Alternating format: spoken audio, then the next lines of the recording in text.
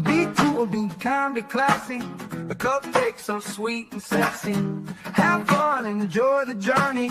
Just have a good attorney. No big whoop, no biggie. She lives near New York City. And not just a YouTube show. When you know, you better grab a straw. Learn about the law. It's cool here in the shade. Sipping motions of lemonade.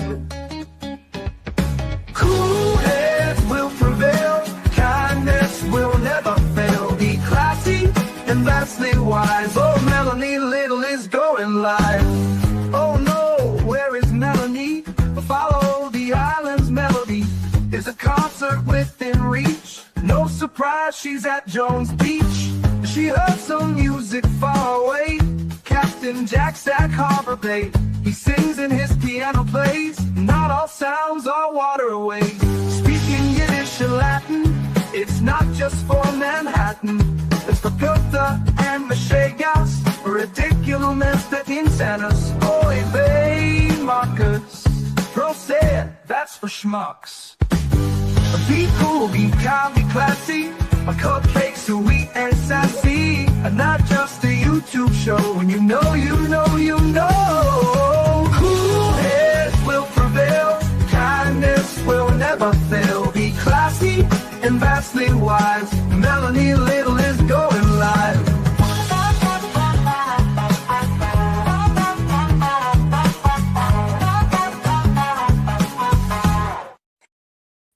All right, we're gonna try this one more time. Third time's the charm. Good morning, my friends. Good morning.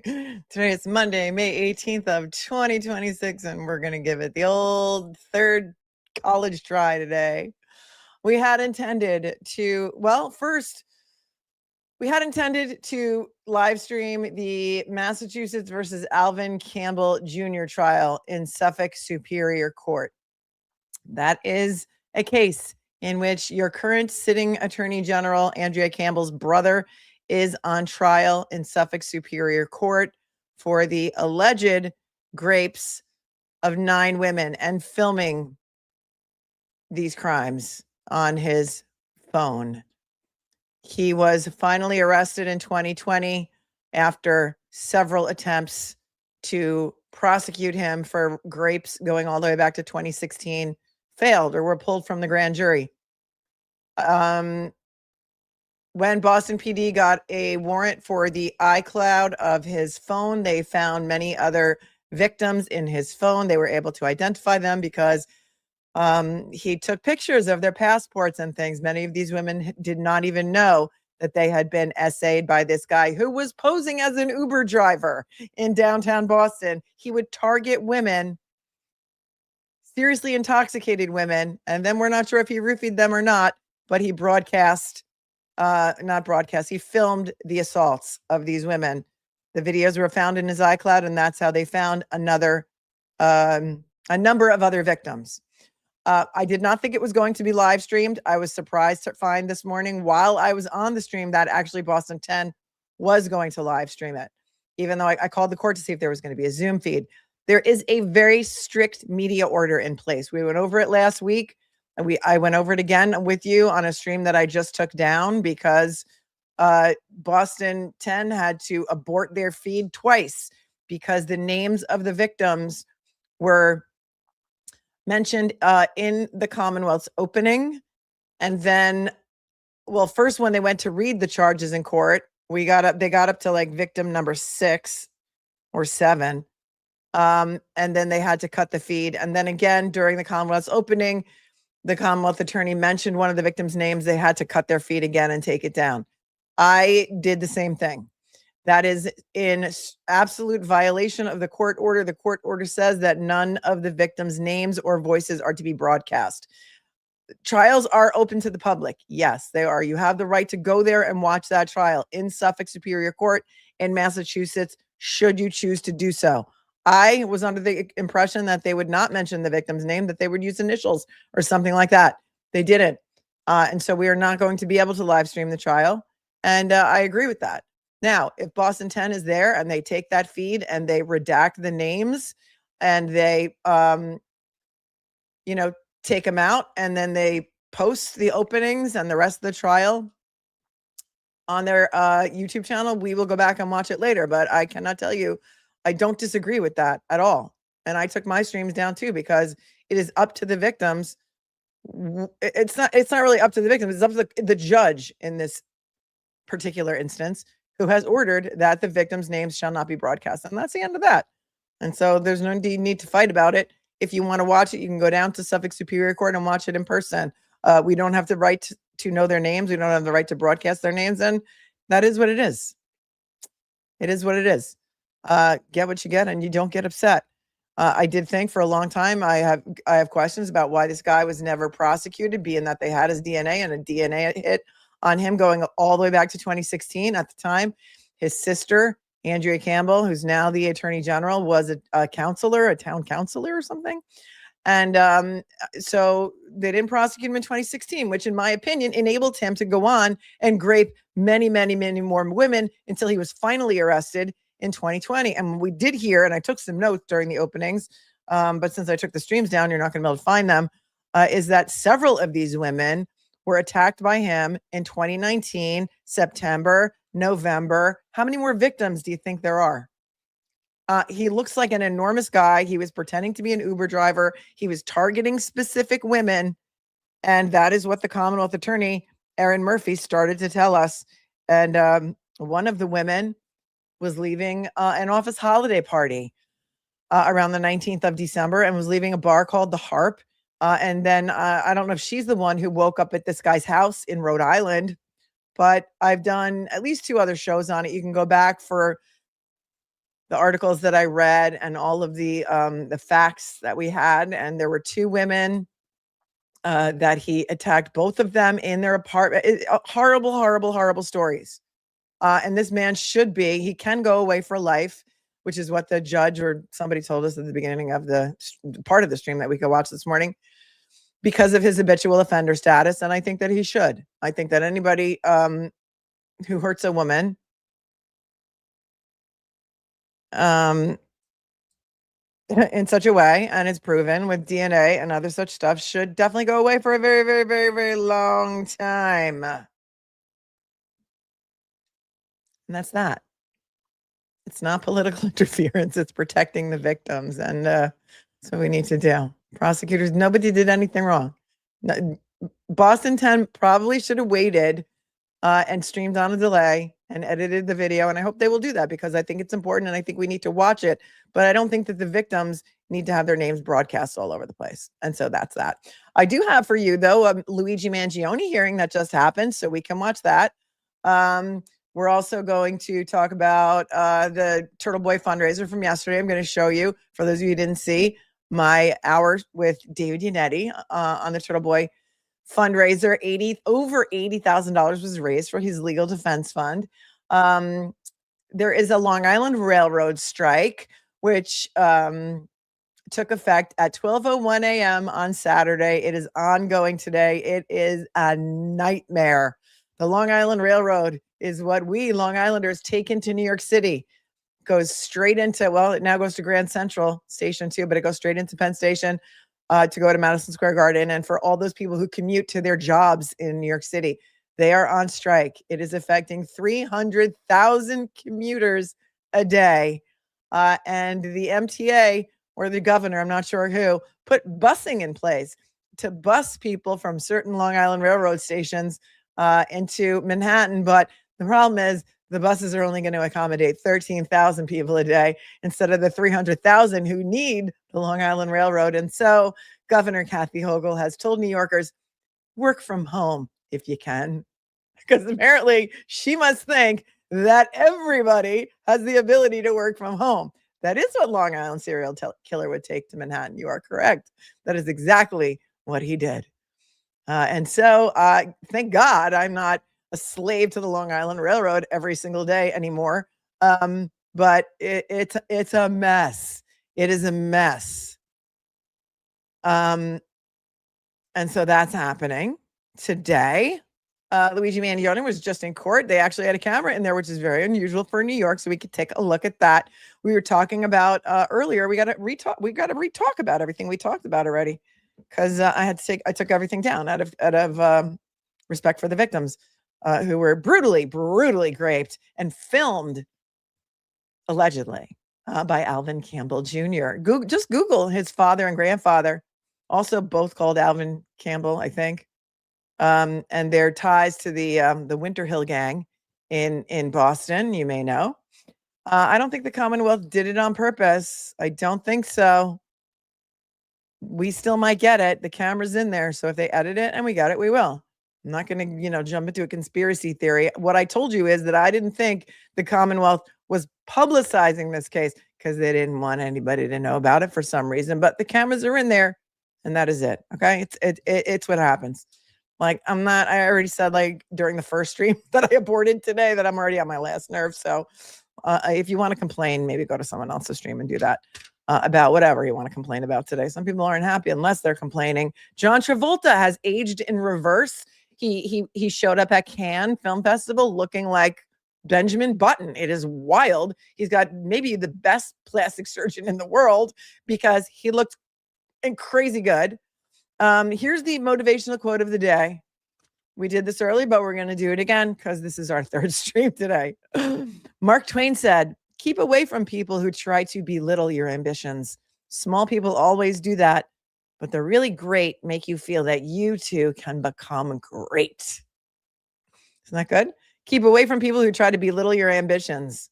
Small people always do that, but the really great make you feel that you too can become great.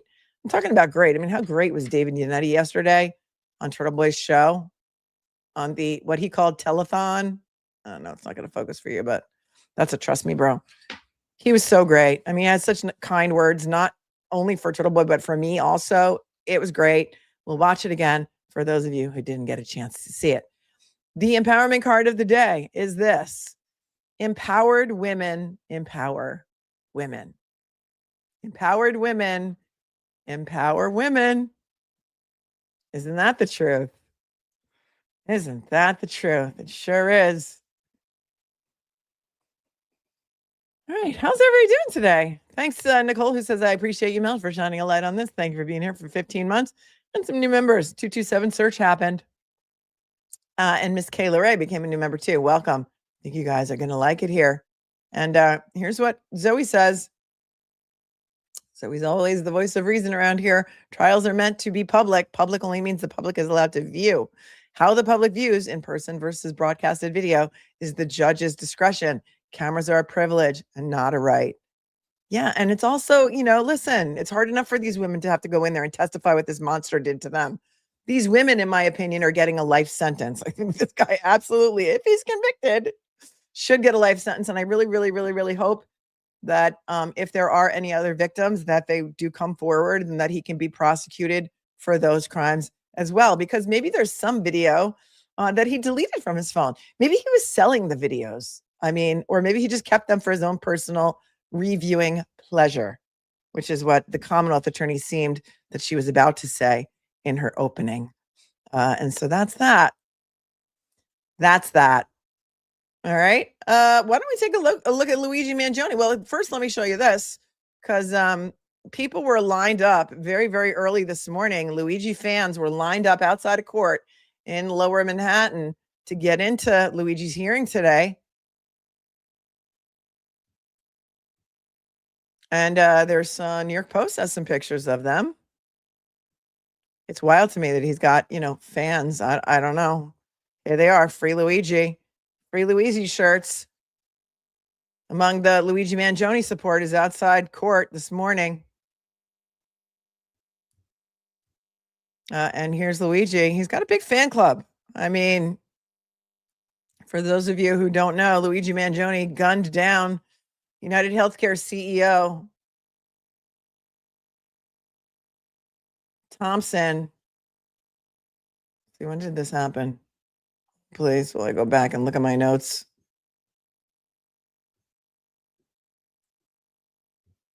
Or the notes in the post. Brian Thompson, the CEO of United Healthcare, was gunned down wasn't really broad daylight. It was kind of like in the early morning hours.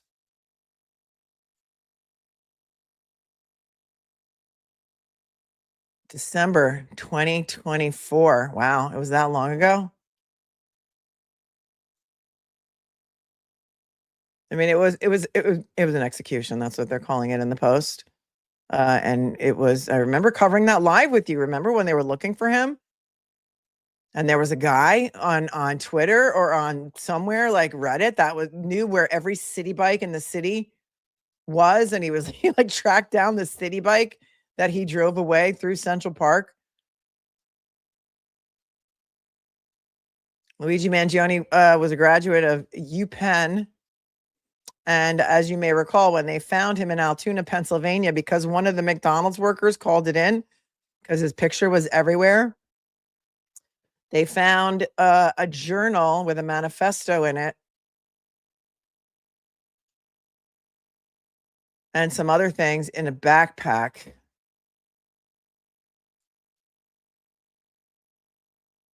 He's being held without bail at Brooklyn's Metropolitan Detention Center, among some other high-profile attorneys. Criminals. Let's take a look. Because I have it pulled up. So why don't we take a look at that hearing? It's pretty short. And that just happened a little bit earlier this morning. He's got federal charges and state charges, as I recall. And this looks like it's in state court because there's never cameras in federal court.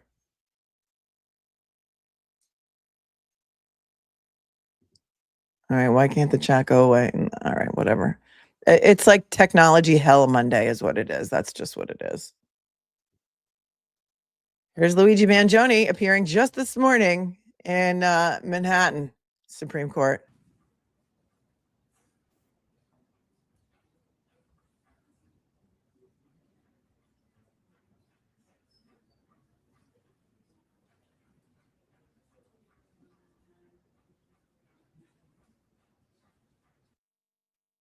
Hang on for 1 second.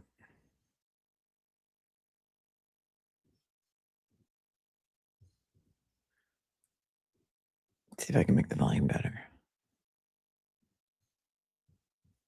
But I can't get this chat box out of the way. It's so weird. All right, try and do it this way. Maybe we'll even get captions today. No captions.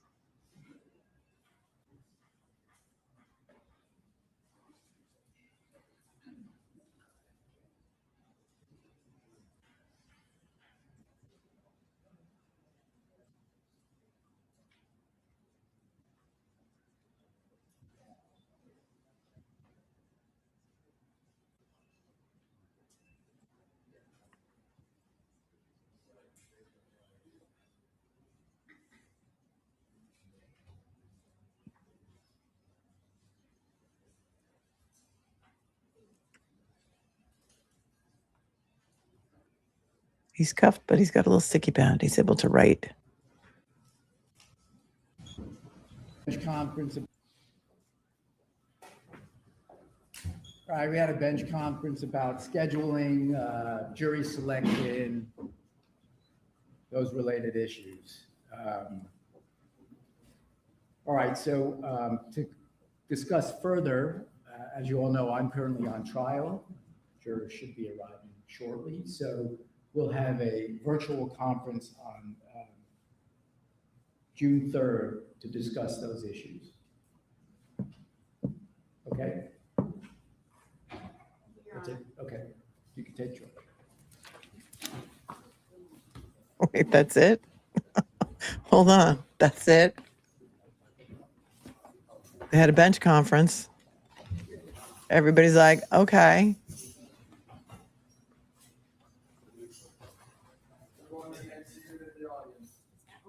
And that was it.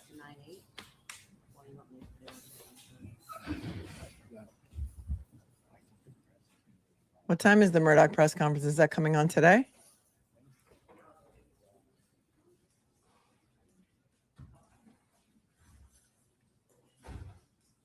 Sure, we could watch that if it's.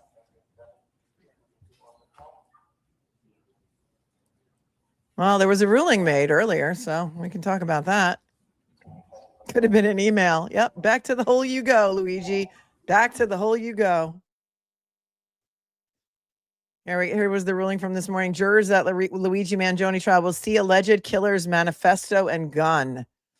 The jurors at Luigi Mangione's murder trial will get to see the 3D printed pistol and alleged manifesto found inside his backpack, a judge ruled Monday. So I guess they didn't do that ruling from the bench. Handing prosecutors a key legal win. Altoona, Pennsylvania cops followed legal protocol when searching the accused assassin's bag at the police station after nabbing him for the December 2024 execution of United Healthcare CEO Brian Thompson. Manhattan Supreme Court Judge Gregory Caro found, and here's a still shot of Luigi walking into court, cuffed. There are some of his fans outside the courthouse. Monday's decision means that the Manhattan District Attorney's Office will get to reveal at trial the alleged murder weapon, a 9mm handgun, discovered inside the 28-year-old's bag after he was arrested at an Altoona McDonald's after a dramatic 5-day manhunt.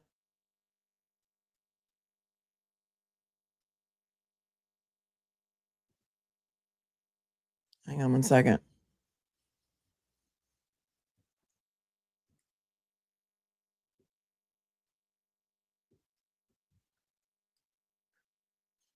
Prosecutors will also be able to show Mangione's journal in which the UPenn grad mused about killing the greedy CEO to denounce an industry that extracts human life force for money. Yet the judge separately blocked other key evidence, including the gun's magazine and Mangione's wallet and passport that police obtained at the Altoona eatery before getting a warrant from being shown to jurors.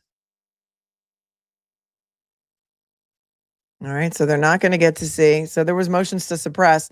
They're not going to get to see the magazine and his wallet and passport because they didn't have a warrant for that stuff. Judge Caro delivered the high-stakes ruling as Mangione faces a September 8th trial on charges that carry a maximum sentence of 25 years to life behind bars. I wonder if the trial is going to be broadcast. The scion of a wealthy Maryland family is separately charged in a federal case, also in Manhattan, in connection to Thompson's death. He has pleaded not guilty in both cases and is being held without bail at Brooklyn's Metropolitan Detention Center, along other high-profile inmates like ousted Venezuelan dictator Nicolas Maduro. But wait, it looks like they came back into court. So hang on a second. Let's see if it continues.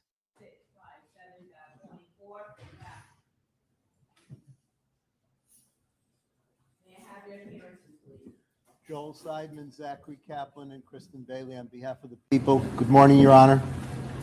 Karen Friedman Agnifilo, Mark Agnifilo, and Jacob Kaplan on behalf of Luigi Mangione. Good morning, Your Honor. Good morning, Ms. Berger. All right, good morning, everyone. So both parties should have received a copy of the decision this morning, which grants the defendant's motion in part and denies it in part, and which lays out the findings of fact and conclusions of law. So I'm just going to give a brief summary of the conclusions. So as to the map issues, I find that the search of the backpack at the McDonald's was improper, warrantless search, that the backpack was not within the immediate control or grabbable area of the defendant, and further, the people failed to demonstrate exigent circumstances. Therefore, those items found in the backpack during the search at the McDonald's will be suppressed. However, the people have established that the subsequent search of the backpack at the station was a valid inventory search, and therefore the items recovered at the station will not be suppressed. So as to the Huntley issue, I find that the defendant was not in custody until about 9:47 a.m. So any statements before that will not be suppressed. However, as Miranda warnings were not given until some seconds after 9:48 in the morning, those statements made shortly before that in response to improper custodial questions that were not merely a request for pedigree information will be suppressed. The remaining statements will not be suppressed as they were either spontaneous or a request for pedigree or safety-related questions. So those statements will be permitted. So can you guys come up for a second?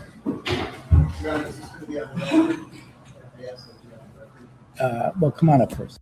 Every defendant's entitled to a fair trial.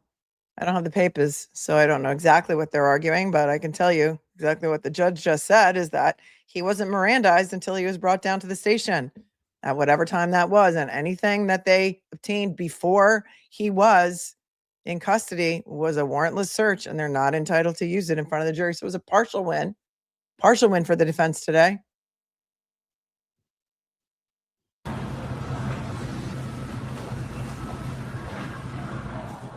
It's just about your research. It's just about your research. No, I understand. I think with the 25010 issue, we have to resolve. We need to know this by Mike. June 1st. We can't have our expert. Thank you. Then they figured out it was a hot mic. And they muted it.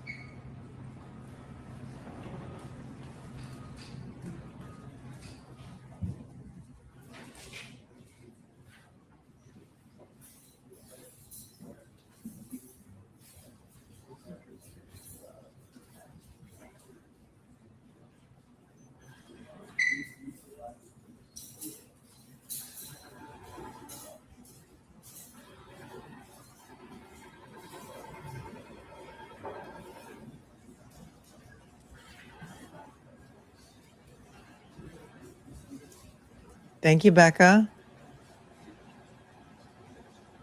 Said you were great yesterday. The queen with the king. Thanks for being here for 9 months. We're going to watch it for those of you who did not see yesterday's appearance with David Yannetti. And me. How did these mistakes happen? The officers are trained. I've been watching. Come on, our N2 moms. You've been with me for a long time. That was local Altoona PD, I believe.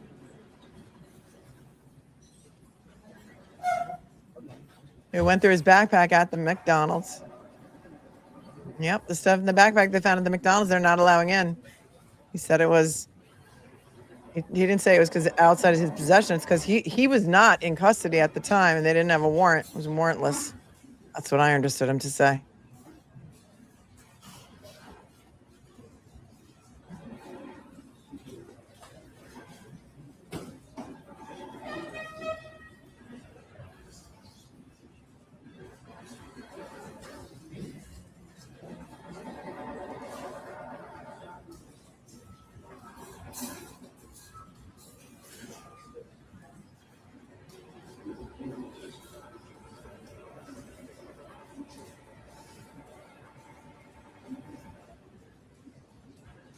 All the fangirls are getting a good long.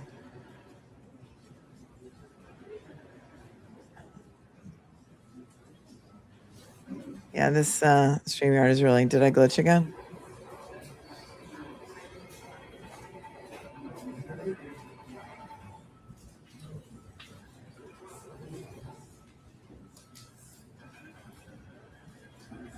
So anything that they searched at the station is coming in, the Altoona PD, but what they found at the McDonald's is not coming in. So that means the DA's office is able to use the 9mm 3D printed handgun that was discovered inside the 28-year-old's bag after he was arrested at the McDonald's, and also his journal.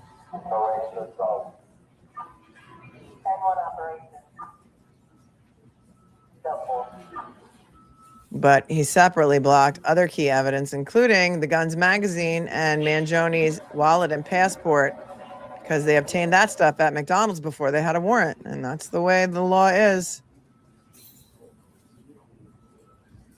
That was a warrantless search. They're not going to be able to use it.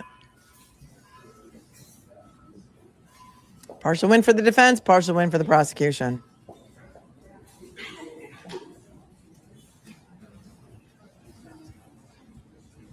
Will any changes be made to United Healthcare policy, or will they continue to be responsible for more deaths? I can't answer that for you, AK 706. I'm not on the board at United Healthcare.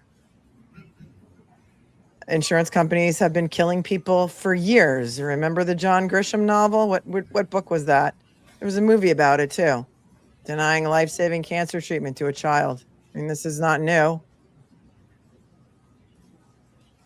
I don't think that somebody should be able to execute somebody in broad daylight because they disagree with an insurance company's policies. And I think anyone who does think that that's acceptable needs to examine their own moral compass, perhaps. Runaway Jury. That's what it was. I've read all the Grisham books. Was that the one? Runaway Jury? Rainmaker? I'm not sure which one the plot point was. The Boston trial was pulled. The cameras were pulled because the media order said none of the victims' names were allowed to be broadcast on television, and Boston 10 broadcast the victims' names, and we tried twice. It was aborted twice. This looks like a whole bunch of sidebars. Let's see. This is not live, so we can skip through it.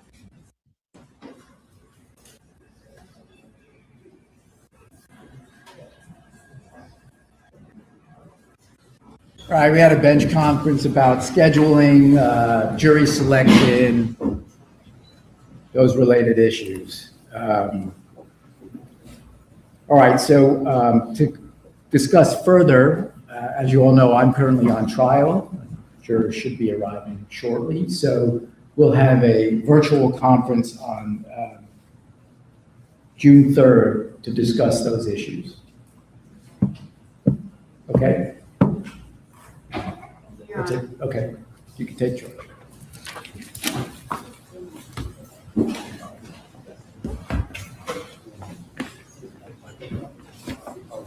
All right, so that said, it kind of repeated itself, and we kind of saw that part to begin with. Let's take a look at Turtle Boy's fundraiser and my appearance with David Yannetti yesterday. For those of you who didn't see it, and even if you did, let's watch it again because David Yannetti was telling us everything.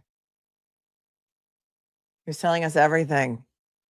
Here's where it started. I came on the 3 o'clock hour. I'm going to turn my camera off just because I think it's weird when you see me watching me. I don't like it. So we're going to go back. This is from yesterday. For those of you who haven't seen it, you're in for a treat. David Yannetti told us a whole bunch of stuff that we didn't know at all. And let's watch it together. But I'm going to have my camera off, but I'm still going to be able to speak to you. Here we go. We're back. All right. So, as you guys can see, if you, again, like I said, Laura just said something. What had happened? Anyway, as you guys can see, the link to the chat, to the Give, Send, Go is pinned to the bottom. We're about to start our 4th hour. We have raised so far over $17,000, $17,300. So that's great. Thank you so much. I appreciate everything that you guys have given. And, but now it's time for our big guests here. So we're going to have on with us now the esteemed attorneys, Melanie Little, queen of the internet, and David Yannetti, king of the courtroom. So Here's where my camera let's bring goes them on off. now to join us. Hello. Hello. What's going on? Thanks for coming. Thanks for having me. Hi, David. Hey guys, It's a how long are ya? time. Good. How are you? Good, thanks. Yeah. So anyway, appreciate you guys coming on here. I'm sure you're busy and everything. But I'm not sure if you've caught any of this and all. I showed the Tully body cam video for the first time. I still can't believe when he showed up in my driveway. I'm like, you have to be. I couldn't believe it. I'm like, here I am accusing this guy of being involved in the cover-up of a murder, and he's at my house arresting me. Like, you have to be kidding for doing that. Like, that's just crazy. That's exactly why he was at your house. But the fact that he was at your kid's bus stop, I think, should shock everybody even more than that. And the fact that they plan to arrest you at your kid's bus stop is just horrific. I mean, that could happen to anybody. Did your kids see what happened? Were they watching from the bus? No, because they're younger, so they sit in the front of the bus at that age. If she was in the 5th grade, she probably would have sat in the back and probably would have seen it, because that's where she sits now, because she's a cool 5th grader. But back then, she was an uncool 3rd grader, so I think they missed it. But I think kids have told them, and they're at the age where they can like Google it and see this stuff now. But that morning, it's just like, you know, you could have just sent me a summons. And it was like that with Karen, wasn't it, David? Like That's exactly right. Exactly right. I mean, you know, for Yeah, I'm not going to talk about this again, but people were on Twitter like, is Melanie Little wearing blackface? Did she turn Latina? It's called The Sun. I was in Montauk at the beach all weekend. Maybe sometime these morons on Twitter should actually go touch grass and sit in the sun and get a little vitamin D. Okay, go F yourselves. Thank you. for somebody with no criminal record, who's represented by counsel, and the attorney reaches out to the prosecutor to say, look, I'll surrender him or her at any place or time that you tell me. And then for them to go behind your back and, you know, try and arrest for the pomp and circumstance of it and the perp walk. You know, it's just a sign of something larger that's wrong in these cases, in my view. Yeah. And they twist everything. That my whole case is them just twisting my words. And you know a thing or two about that, David, because one thing that they always bring up with you is that right after Karen Reed was arraigned or whatever, you were interviewed on the courthouse steps and you said that my client had no criminal intent. What did you mean by that? So, I mean, Good. I'm glad he got to address this because this is what the Twitter trolls always say. All the trolls on Reddit everywhere is like, David Yannetti said that she had no criminal intent. Therefore, he knows that she did it. And he got to explain it. He got to explain a lot of stuff. And I think he's been chomping at the bit, David Yannetti has, for a long time to be able to address all of this nonsense. He gets trolled on Twitter constantly, too. Listen to what he has to say about that. You can see my mind, the gears churning while I'm in court, you know, trying to digest the only police report that they had given us. And, you know, you have to understand there was like zero discovery available and they withheld it from us for so long.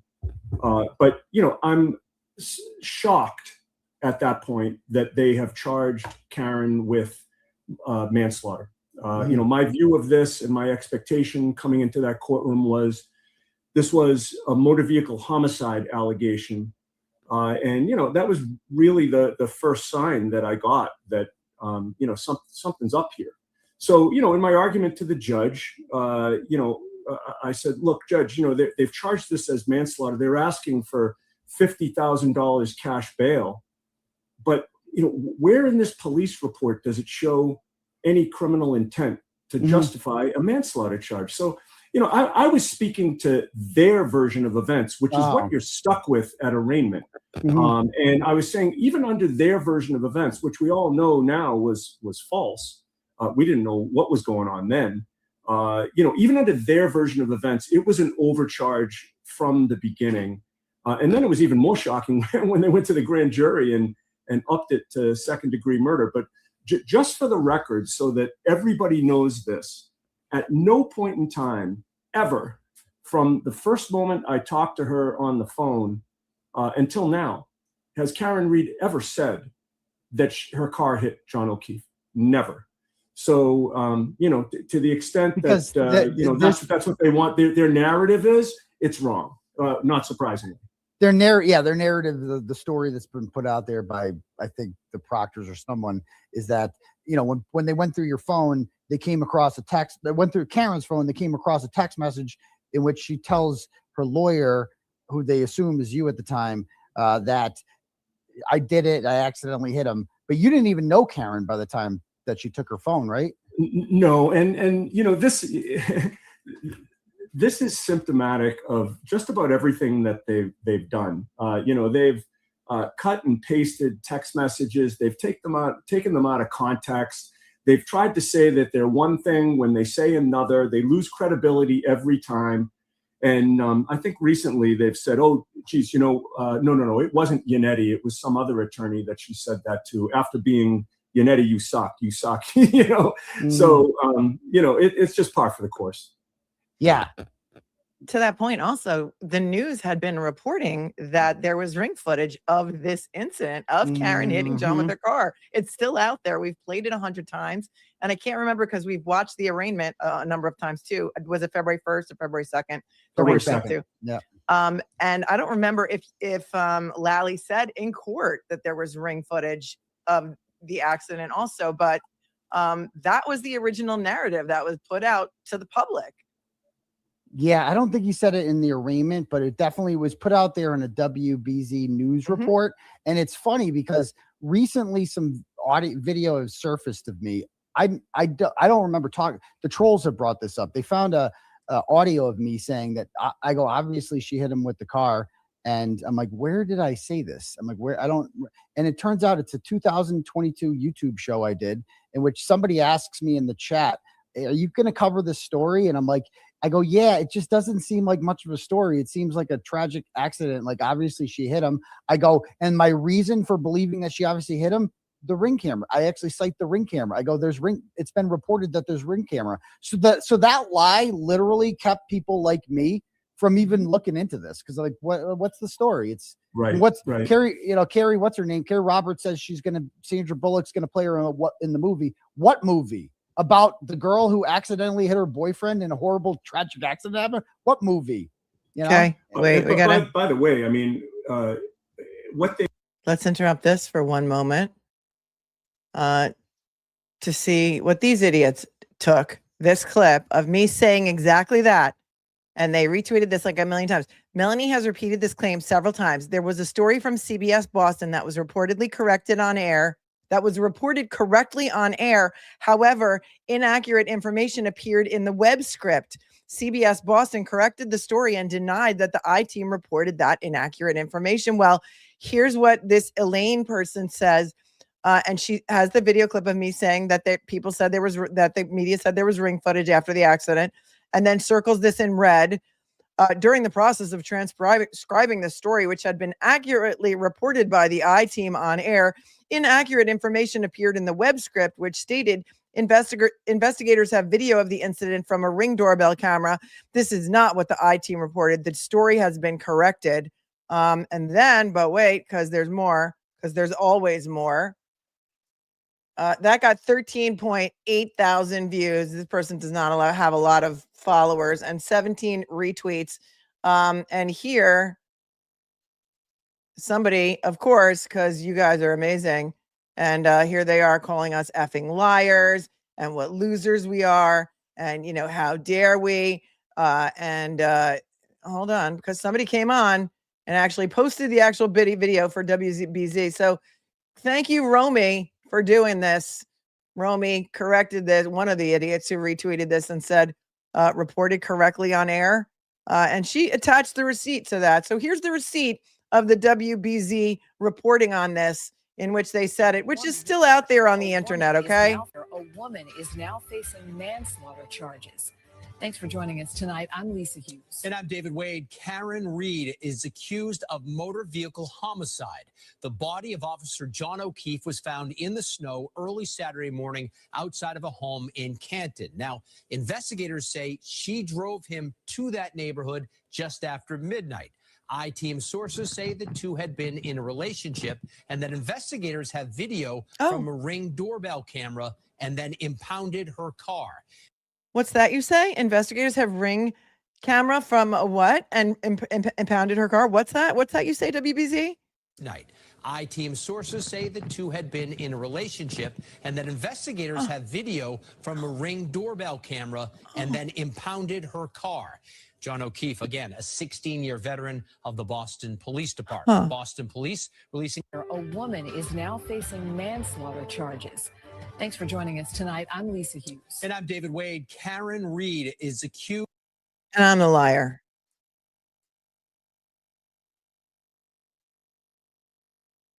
Morons. There you go. Let's go back to...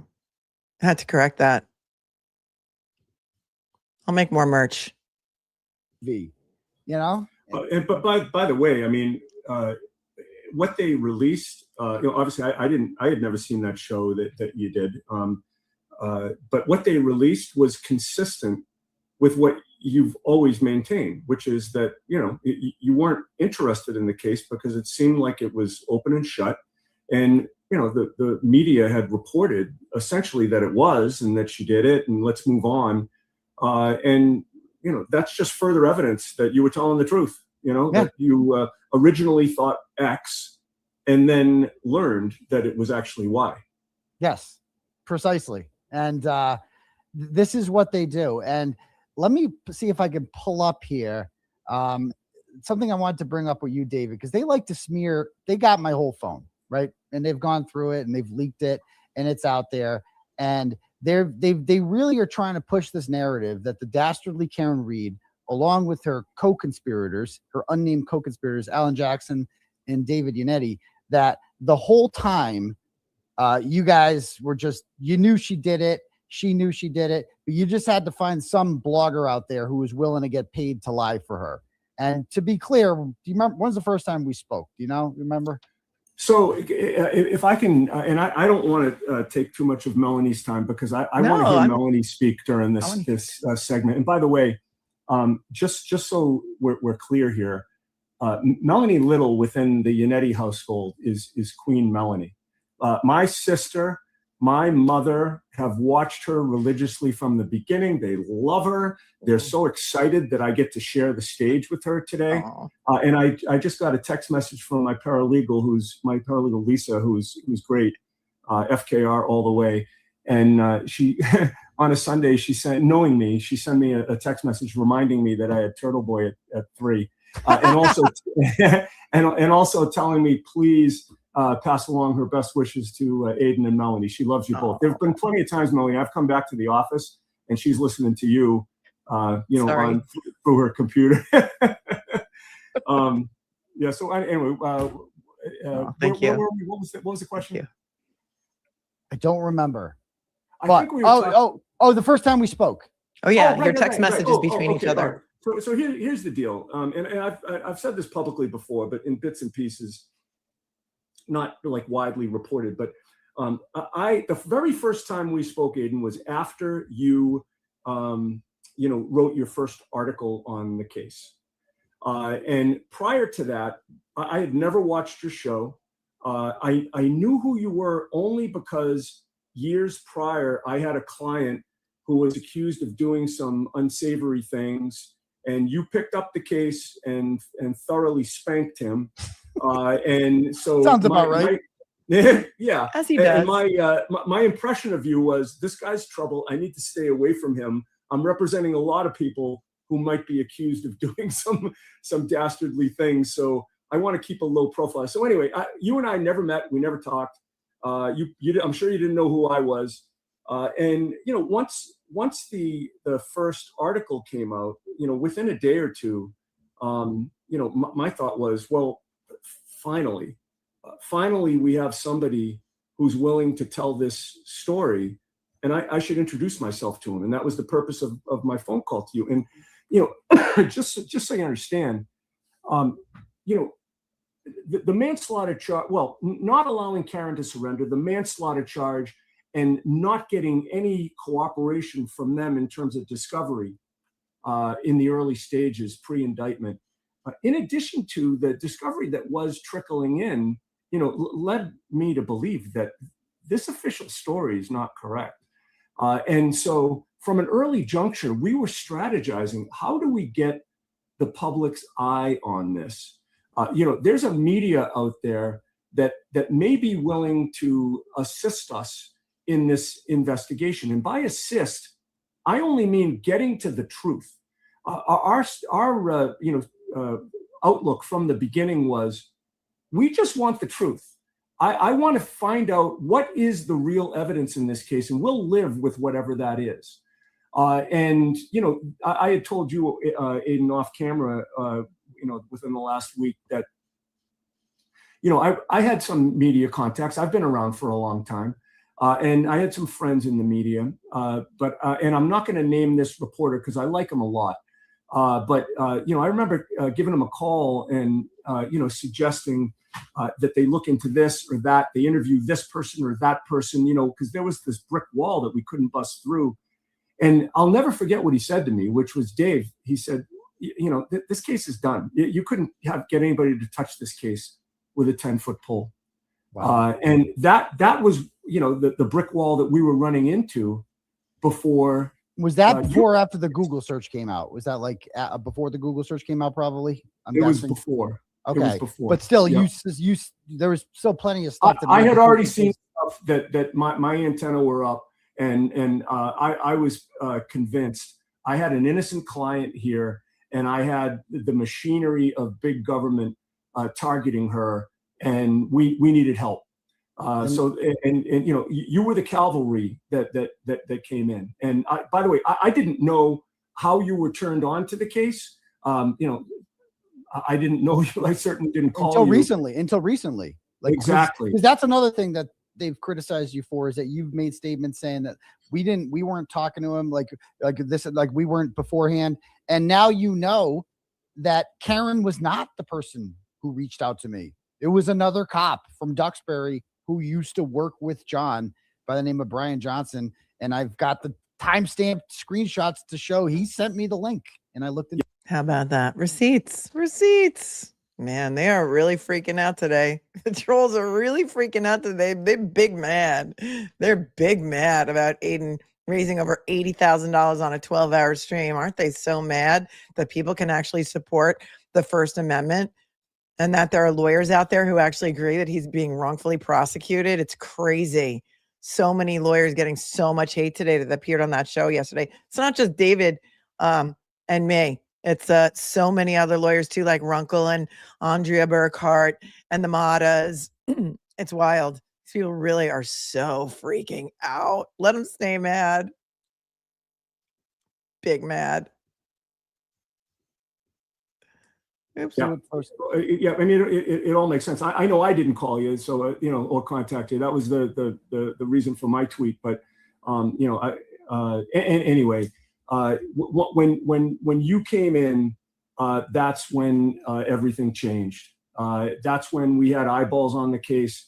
We had a public putting pressure on a district attorney's office, and it definitely changed the tide.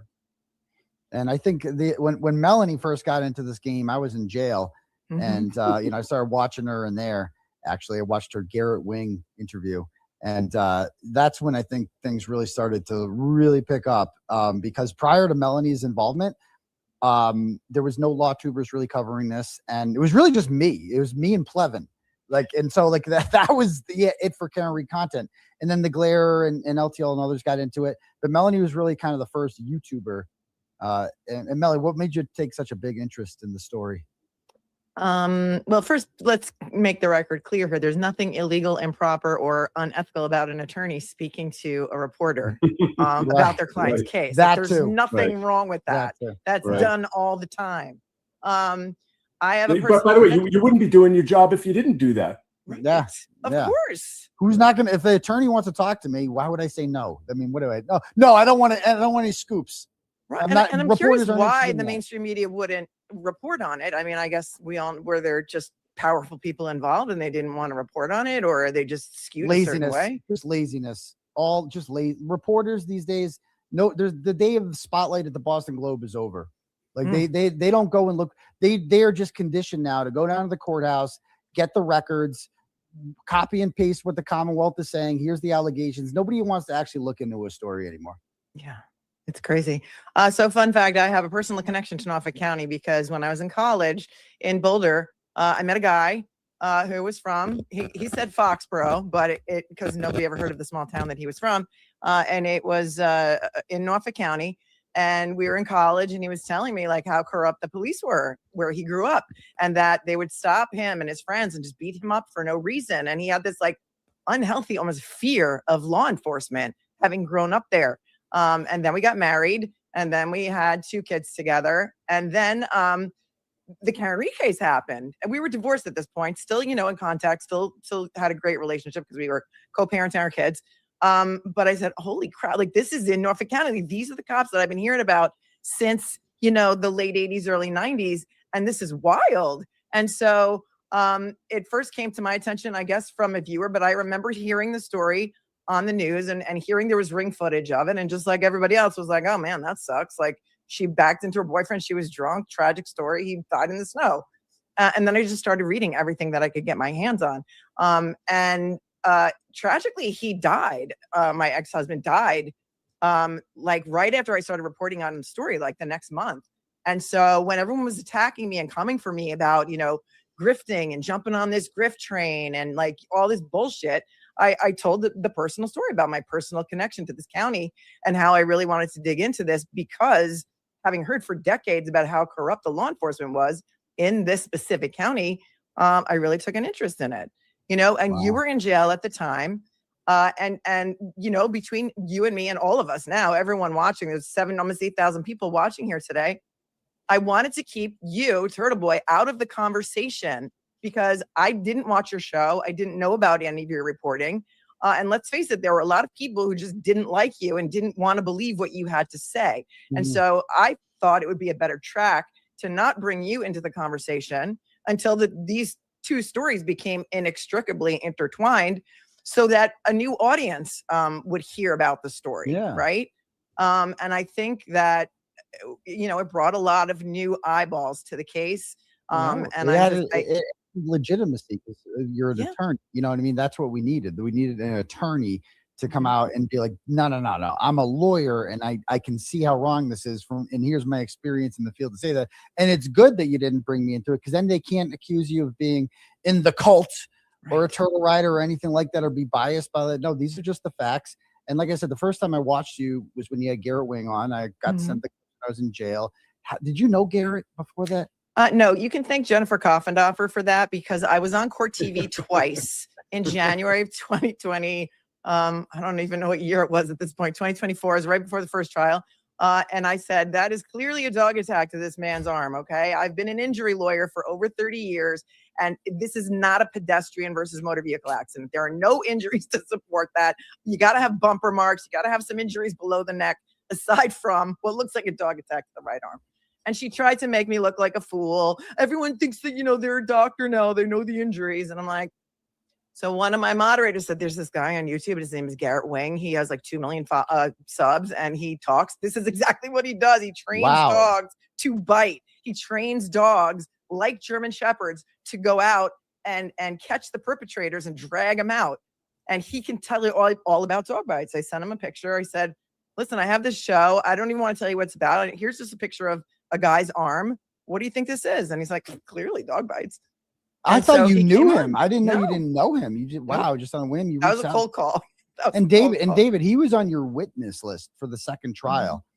Can I ask why you guys didn't call him, or just feel like that's an internal decision? I think you can probably infer, because we already had a dog bite expert, and I thought you know, Dr. Russell was just fantastic and unassailable. I mean, she was grilled more than any witness in the entire case, both pre-trial, twice before both trials, and at trial. And you could not shake her off of what was an expert opinion, but it was consistent with what anybody would think when they look at those injuries. I mean, you know, when I first saw those injuries, I was like, we're going to win this case. It's over. So that's what did it for me. Took a long time, but that's what did it for Alan. A lot of people cite the dog bites as like there's no explaining those. Explaining it. And I didn't even know what their theory was going to be until we got to trial and Joe Paul. Because for a while there, the McAlbert Mafia was putting out this whole thing about like the undercarriage of the car and it aligned with. I'm like, you're going to say it. Okay. And then all of a sudden, Joe Paul was like, no, it was from the tail light. He stuck his arm out. I'm like, what? You have to be kidding me. Oh my God. I can't believe they went with that. Who would have thought that Joe Paul, is that his first name? Joe Paul. Yeah. Joe Paul. Joe Paul. Who would have thought that Trooper Paul would have been their best accident reconstructionist in the two trials? What do I always say? Never trust a guy with two first names. Joe Paul, good example. No, he convinced he convinced 9, and Judd Welcher convinced 0. So like, which is remarkable. He was a lot cheaper too. So but, yes, he was. yeah. I think they felt bad for. I mean, he was more likable than people felt bad for Joe Paul. He was like up there. I didn't feel bad. I'm not one of them. I think he's a douchebag. But like some people felt bad because he was so outmatched by Allen, and it was just like he was helpless. Yeah. And so, but whereas like Judd Welcher came across as like with Bob was just like cocky, like the faces he kept making, like, duh, you don't know that? What are you, an idiot? Yeah. Like, well, like he was just so he didn't even get mentioned in the closing. Right. Yeah. You know, and imagine that their star witness. You're right. You're right. Not mentioned in the closing. So, I want to bring up something here, David, from the recent lawsuit that I think we should talk about here. That was filed against Karen and I, and because you're mentioned in it, and it says here, so it says by early September 2023, Reed's team was concerned that the police were potentially going to charge Carney with witness harassment. If that were to happen, Reed's counsel Yannetti expressed concern to Carney that if that happens, that a judge prohibits you from having contact with witnesses. This prospect concerned Reed, Yannetti, and Jackson since they feared silencing Carney would impact the defendant's campaign against the plaintiffs. Indeed, on September 9th, 2023, Yannetti messaged Carney regarding the plaintiffs, stating, quote, "These bastards deserve all the scorn we are giving them." With Okay, come back to your screen or listen if your mind has started to wander because you thought you watched this yesterday and you caught everything. Dave Yannetti is going to explain this text message and how and why it was taken out of context. So listen to this again. This was in the complaint of the House defendants against Aiden Carney and Karen Reed for defamation. I'm going to let him read that again to you. September 9th, 2023 would impact the defendant's campaign against the plaintiffs. Indeed, on September 9th, 2023, Yannetti messaged Carney regarding the plaintiffs, stating, quote, "These bastards deserve all the scorn we are giving them." With Carney silence, the scorn Reed intended to incite might diminish. So regarding the plaintiffs being key word there. Now, I had my hands tied behind my back with this because I don't have my phone extraction. Everybody else has it except for me. So I can't even read what that message was. But recently you and I connected about this, and I was astonished to see what came before that. So I think with your permission, these are the listen, pay attention, everyone. Yes. This is emblematic of exactly what the other side is doing with just about every text message. Yeah, He's telling us everything, and we were there for every minute of it. Come to your screen if you want to read the text messages. The floor over to you, Aiden. So this is my message that precedes your message. It says, I said to you, imagine a police officer is shot in cold blood, and the last vehicle seen where his body was found was a Ford Edge. There would be an all points bulletin looking for information on whoever was driving that car. They'd have a list of every person in Canton who owns one. They'd be pulling surveillance videos all over town looking for footage of a Ford Edge around the time. They'd find a plate and identify them within a day or two. Yet when two state police detectives found out this information, their immediate response was to pursue a wiretapping angle against someone called Turtle Boy. It has been a month now. I wonder how much time they've invested in finding whoever was driving that Ford Edge. And you respond by saying, so true. These bastards deserve all the scorn we are giving them. So who are the bastards? Who are the bastards? You guys answer that. It's the MSP, not the House defendant. Of course it is. Of course it is. I've never called the witnesses bastards or anything. And by the way, this is a private text message, not for public consumption. But it doesn't matter. From the beginning, your extractions on the internet, they can see the whole conversation between us. And if I could characterize that conversation, Aiden, it's two guys doing a different job, talking about how we can expose corruption. And it has to do with law enforcement and finding exculpatory evidence. And it's unbelievable, isn't it? I've been silent about it. I mean, I'm not going to go, tit for tat with these nitwits on the internet. Yeah, exactly, Melanie. This. He's not going to go tit for tat with them, but he should, and he's pissed, and you can tell he's pissed, and he's been holding this in for how long? How dare they quote something in a lawsuit to make it look like David Yannetti is calling them those bastards. Those bastards deserve everything we're going to get. I've linked Turtle Boy's fundraiser in the show notes below this video. Every dollar counts. This is, it just symbolizes what they're doing anytime they post a text message or an email. And this is just the tip of the spear. I'll tell you, you'll get a couple of scoops today from me, Aiden, hoping that, people will donate to your cause. But, it was a running joke within the team that anytime the Commonwealth filed a motion, you had to check the cases that they cited, because more often than not, they didn't stand for anything close to what they represented them to stand for. And there was an infamous footnote in one of the briefs that they wrote, cherry picking some of my text messages to you. And they just made it seem like here I am egging on witness intimidation, and we're in this conspiracy to harass witnesses. When, I'm sure you probably have another text or two that you can show, but me thanking you. What was that for, Aiden? What was that? Was that thanking you for intimidating witnesses? No, that was thanking me for getting the truth out there. No. Which one was this? Which one was this? Which thank you was this? This was the one. Did you send me these ones? Yeah, you've got it. You've got it. Let me pull it up, because again, unfortunately, I'm the only person without access to my own phone. Like, Right. The whole internet has it, but they gave me access. They gave me a phone that's only compatible with non-Macs. If you can't find it, I'll just blurt it out. But see if go ahead. See if you have it. Did you send it to me? I forget. I can't remember if I gave it to you in person or if I sent it to you. I can't remember.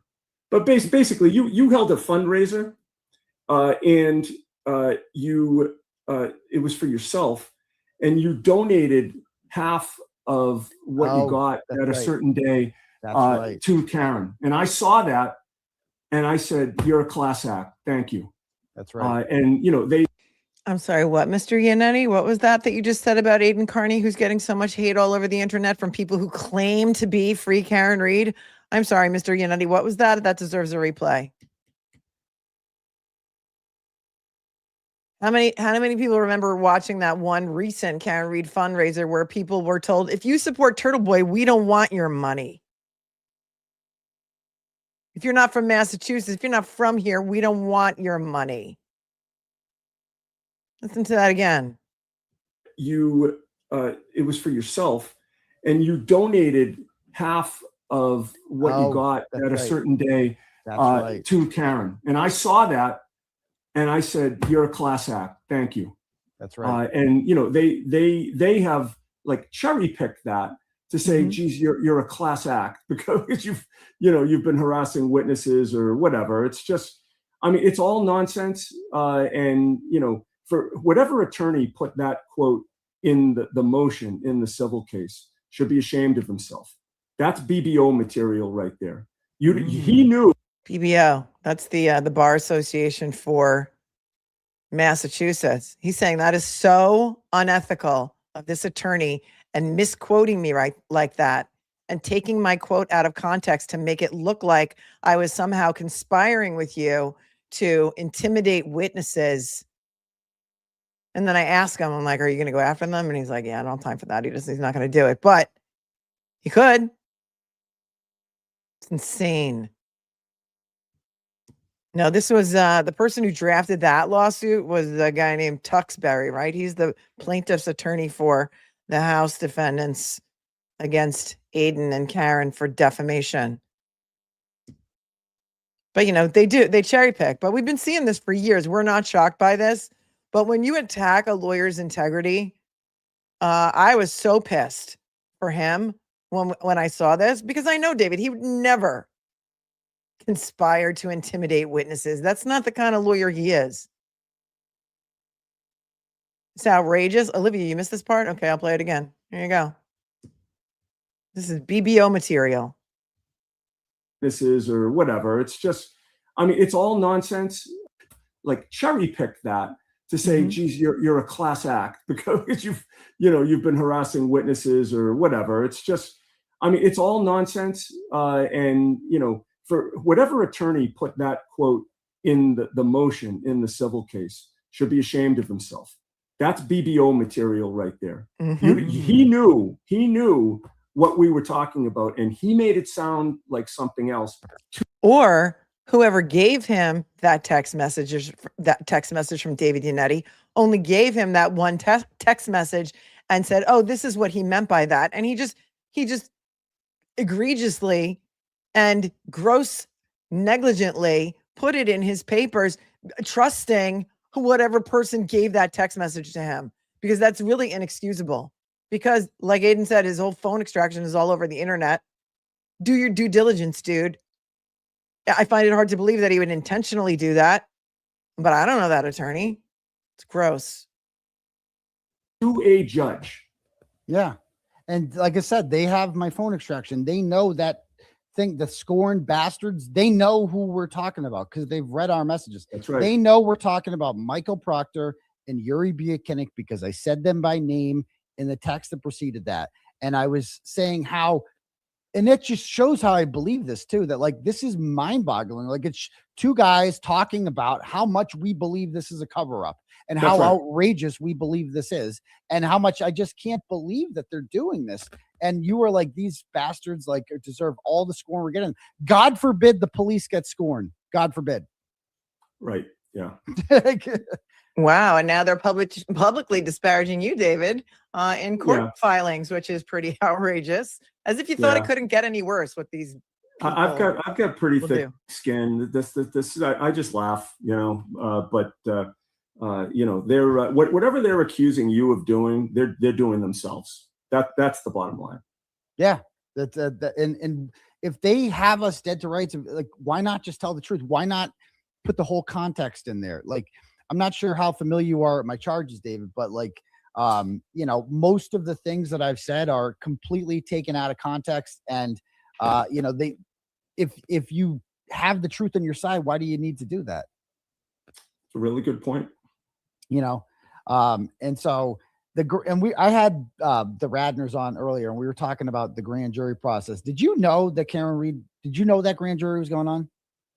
Well, I assumed because manslaughter can't be prosecuted in district court. So yeah, I assumed and expected that there was a grand jury proceeding. So this grand jury that they're talking about now is not the grand jury that tried to indict the ham sandwich of Karen and Aiden for witness intimidation.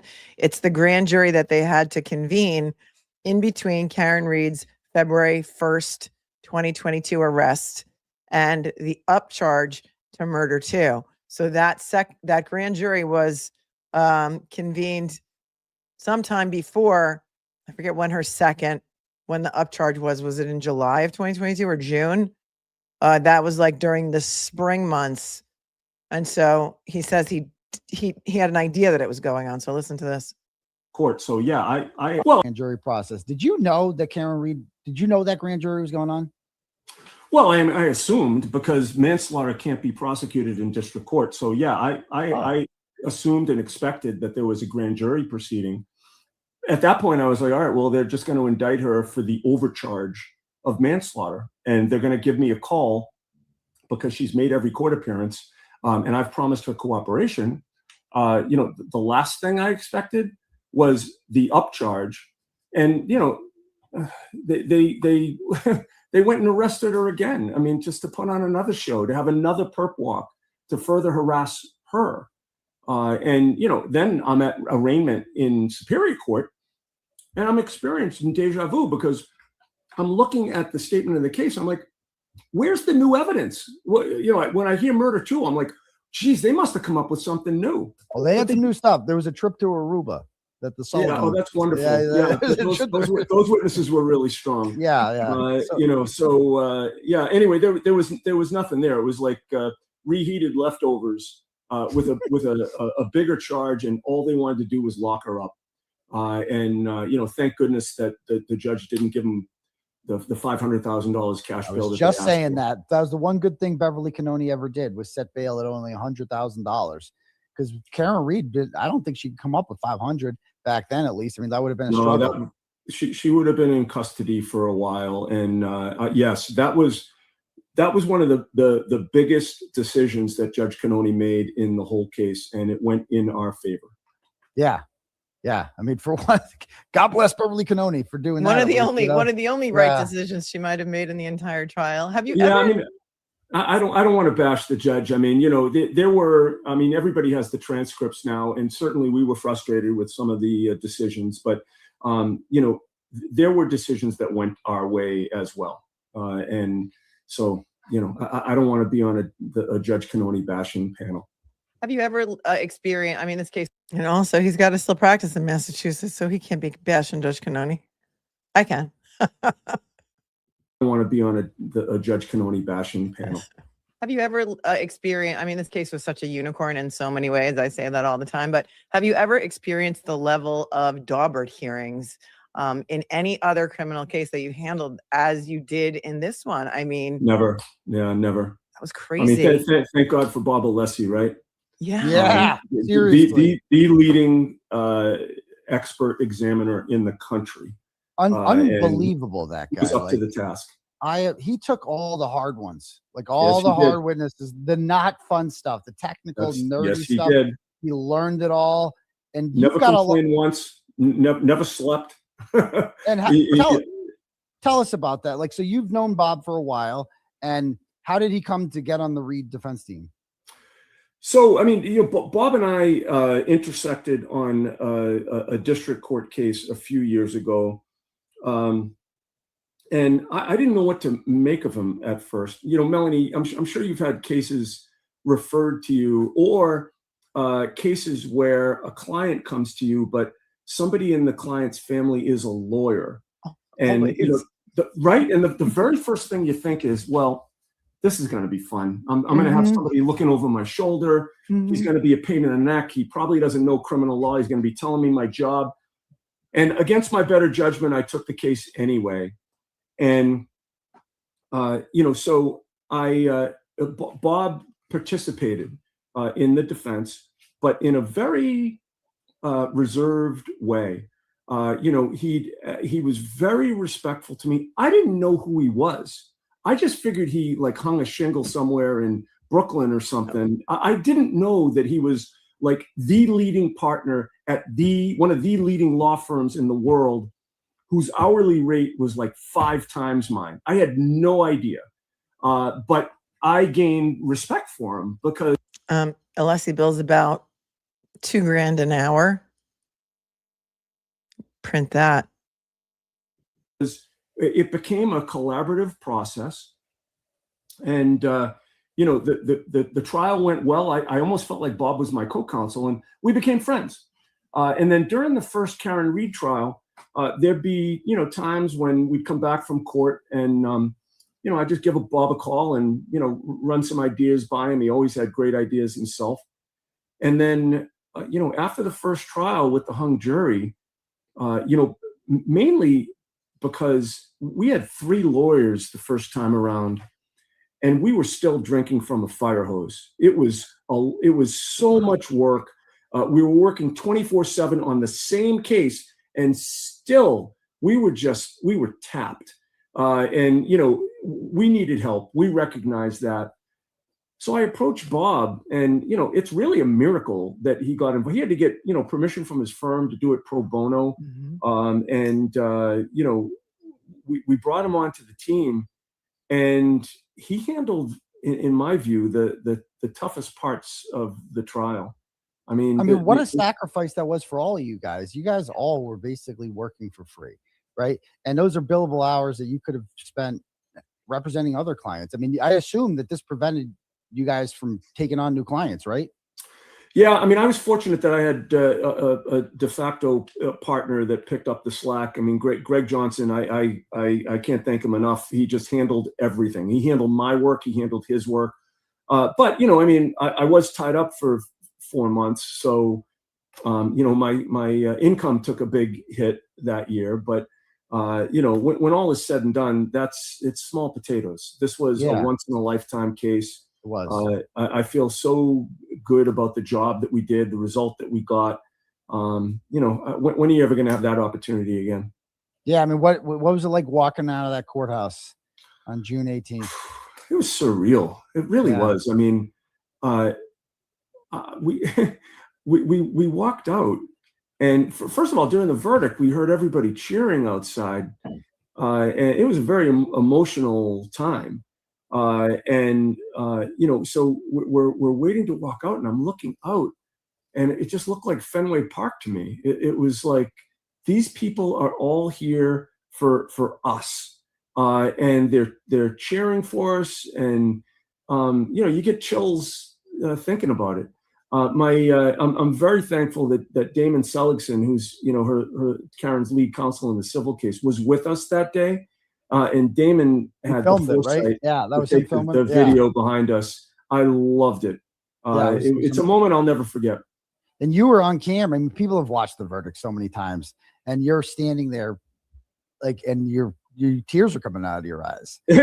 I mean, have you ever had a client like that you're so emotionally invested in? It's happened to me one time before. It was another murder case, and I think it's just a release from just putting everything you have into a case, and then to have it end with such a satisfying verdict. I was overcome by emotion for a brief period of time, such that Karen had to how could you look not at me and like pat my head. We all cried. We were all hysterical on TV. We were watching. We cried. Still cried thinking about it. I was so lucky to get a front row seat. I say this, that like the 15 minutes leading up to the verdict, when no one was in the room except for you guys, the Karen's defense team, and the media. Hank Brennan wasn't in there yet. The jury, the judge, they weren't in there yet. And I have never seen Mr. Cool, Calm, and Collected Alan Jackson look so stressed as he was during that time. Like, it was being able to watch that. I remember him pacing around by himself.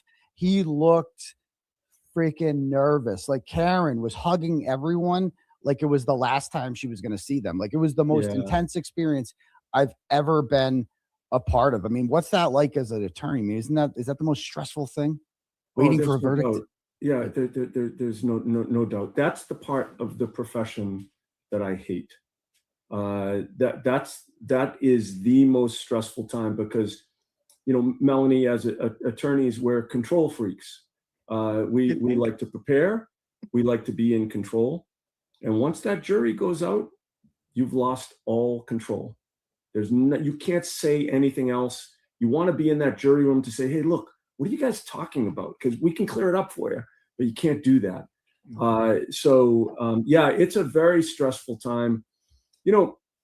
I'd like to hear from you, Melanie, in terms of how you handled jury verdicts, because at the start of my career, particularly when I was a prosecutor, I would watch the jury from the moment they stepped back into the courtroom, and I'd try to see, did anybody make eye contact with me? Are they looking at the defendant? I wanted to glean the result. Now I can't look at them at all. I just, and in fact, during the Reed verdict, both times, well, actually we didn't get a verdict the first time, but when they came into the room, I mean, all I did was look down and just brace myself for whatever it was going to be. I mean, it's a totally different animal. It's a totally different animal, because I never had anybody's life hanging in the balance. Civil litigation is something so different. So, they're just either going to come back with money or they're not. It's liability or no liability.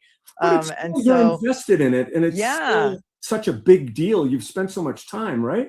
Totally. I've seen Melanie's reaction to it on the stream. She was crying too.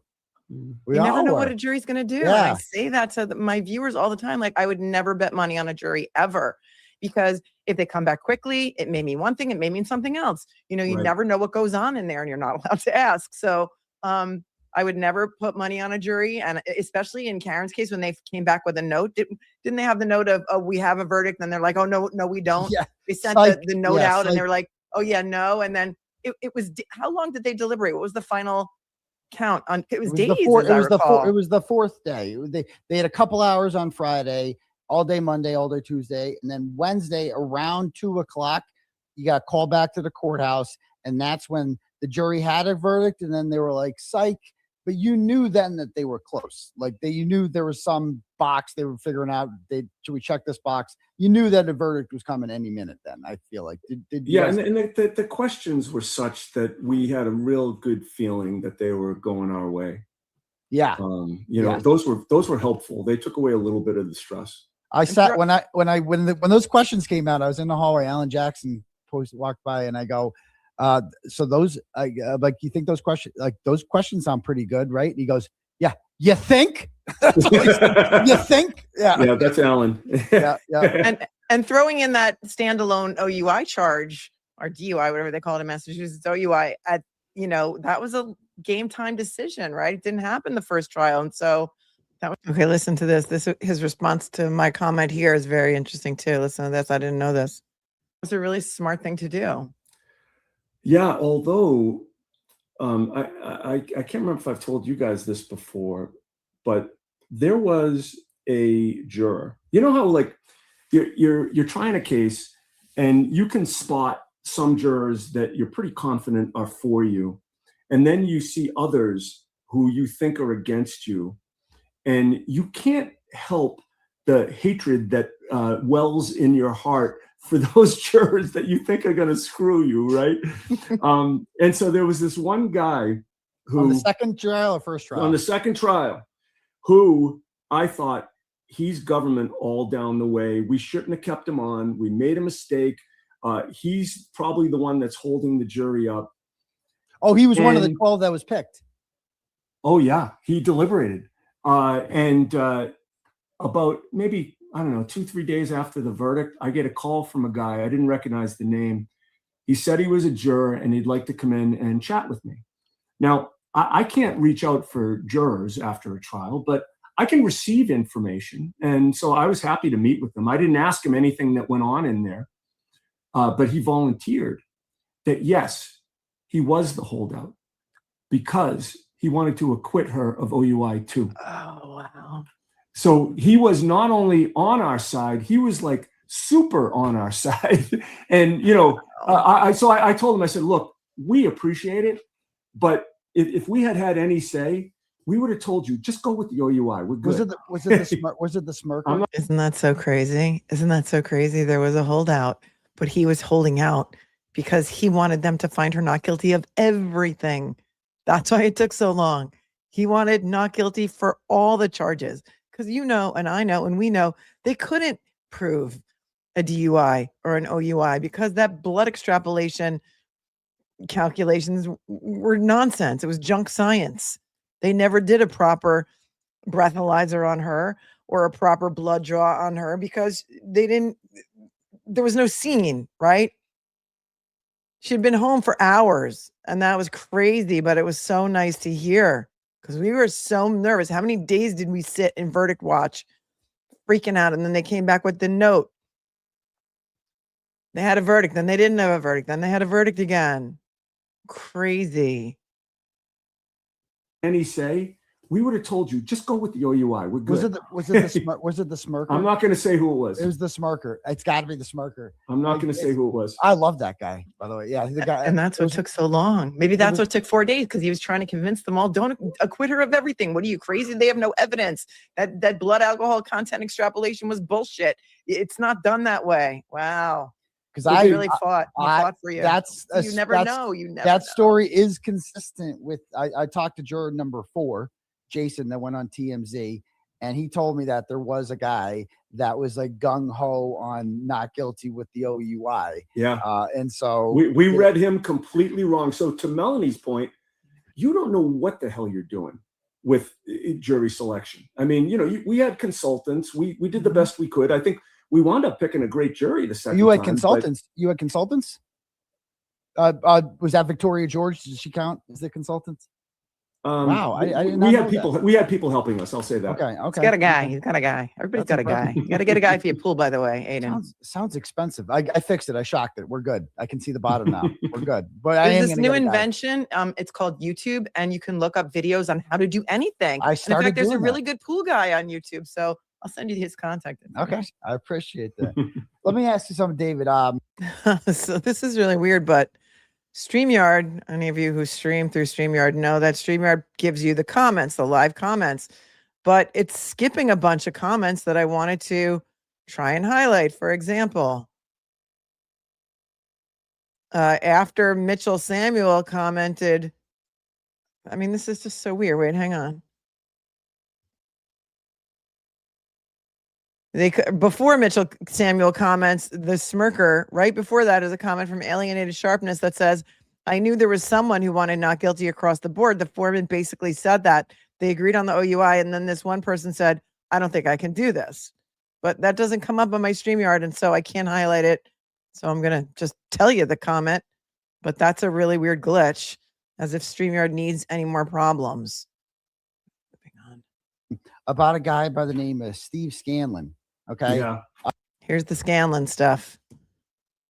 Another thing the trolls love to talk about. I love how David was setting all the troll talking points one by one, setting them straight. Here we go. For those of you who don't know about Steve Scanlon, you're going to learn about him now.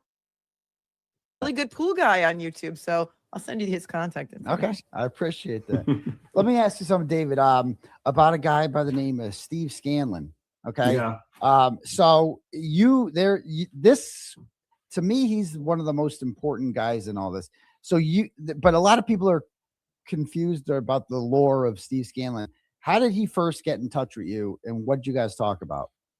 So, he, and by the way, I'll preface this by saying in November of 2023, I marshaled all my notes and my fresh memory at that time and detailed the conversations and the contact that I had with Steve Scanlon. So I don't want to talk as much off the cuff in terms of dates and times and precisely what he said. But the gist of the story is that, I had just come back to my home office where I'm sitting right now, actually, after the arraignment when Karen was released on $50,000 cash bail, big media presence outside. But I'm like, all right, well, now I can take a breath and, figure out what this case is going to be about. And my paralegal messages me and said that a guy named Mike has information about the Karen Reed case, and he wants to only talk to me. And so, I called him back, and, Steve Scanlon has a gravelly voice, like distinctive voice. And he, essentially he said, the injuries don't match up. He wasn't hit by a car. You got to look at the people in the house. Brian Albert and his nephew, are involved in this. And I can't remember if it was that conversation or the next one, but he mentioned like an ATF agent as well. Like he had information that led me. And by the way, I said, look, Mike, what's your last name? I want to talk to you. He said, Lynch. And then, by the end. Mike Lynch. Mike Lynch. And I was like, can we meet? And he goes, well, Dave, my name's not Mike Lynch. I gave you a fake name. I don't want to really get involved. And I was like, all right, well, and at this point, it's like, all right, he's given us information. It's not actionable. There's nothing we can do. Although it made me very interested to talk to Brian Albert and finding out who his nephew was, which, again, is part of the reason why we wanted the press involved here, because the DA's office had, not really interviewed these people. As you later found out, they kind of brought them all together and let them all talk. Brian Albert's name was listed as B. Albert in the police report. It was like they put the wrong address of Fairview. It just was like they're trying to keep him out of this, and I want to know why. So Scanlon or Mike disappeared for a period of time, The only reason he resurfaced, he didn't call me. I called him because after that day, I got I don't know if it was Facebook or LinkedIn. I got a request from Steve Scanlon, who wanted to act as an investigator. I think that he may have contacted Karen. I think that's true, but I can't remember completely. But, we had found Lucky Loughran after, a week or two. The prosecution had never talked to him. And I was like, this is, golden. This is consistent with what that tipster said. There was no body on the lawn when there would have had to be if Karen had hit him. And so my investigator set up a meeting with Lucky Loughran at Canton to go along his route with me. And I showed up there on a Saturday or a Sunday. The lot was empty. And we waited. Lucky never showed up. And he never called, never texted, wasn't answering his texts. And so it was just like roadblock after roadblock. And I remember sitting with Paul Makowski and saying, this sucks. We have to somehow find a way to break through.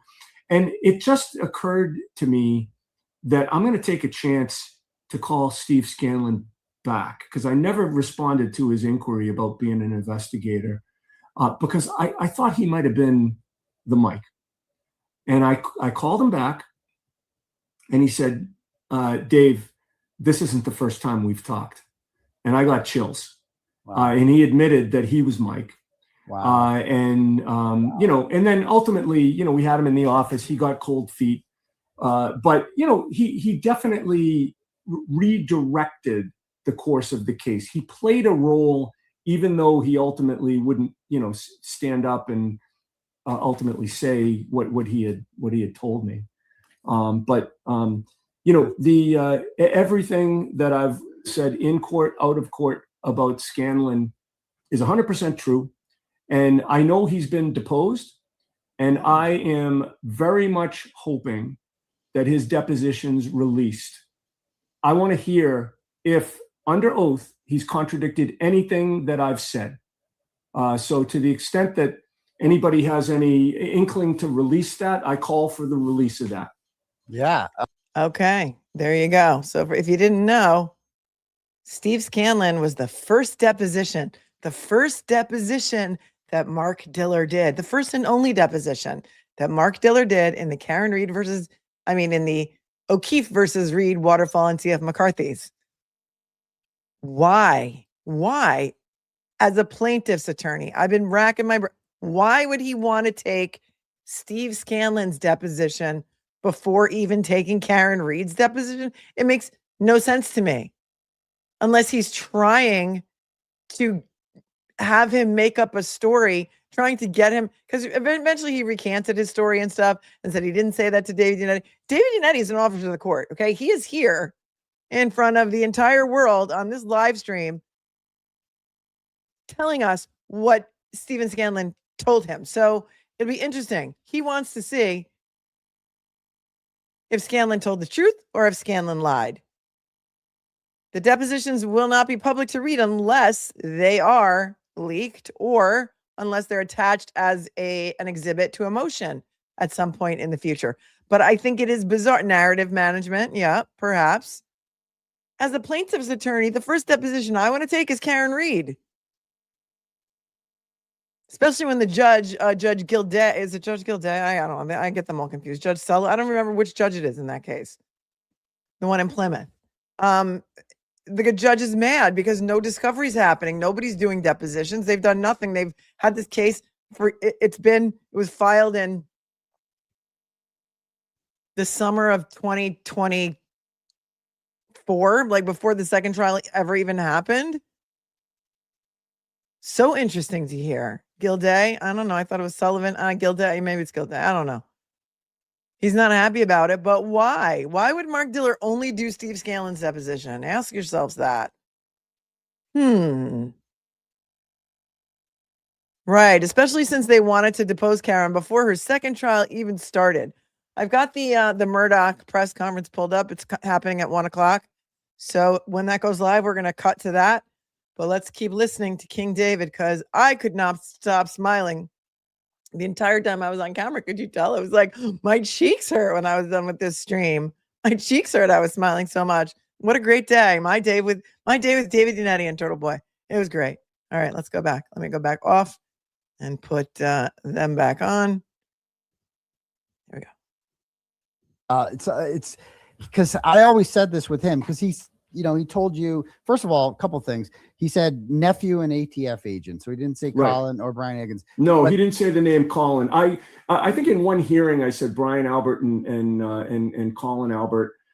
Though that didn't come from Steve Scanlon. That was my inference because Right. I didn't know who Brian Albert's nephew was. But I later found out.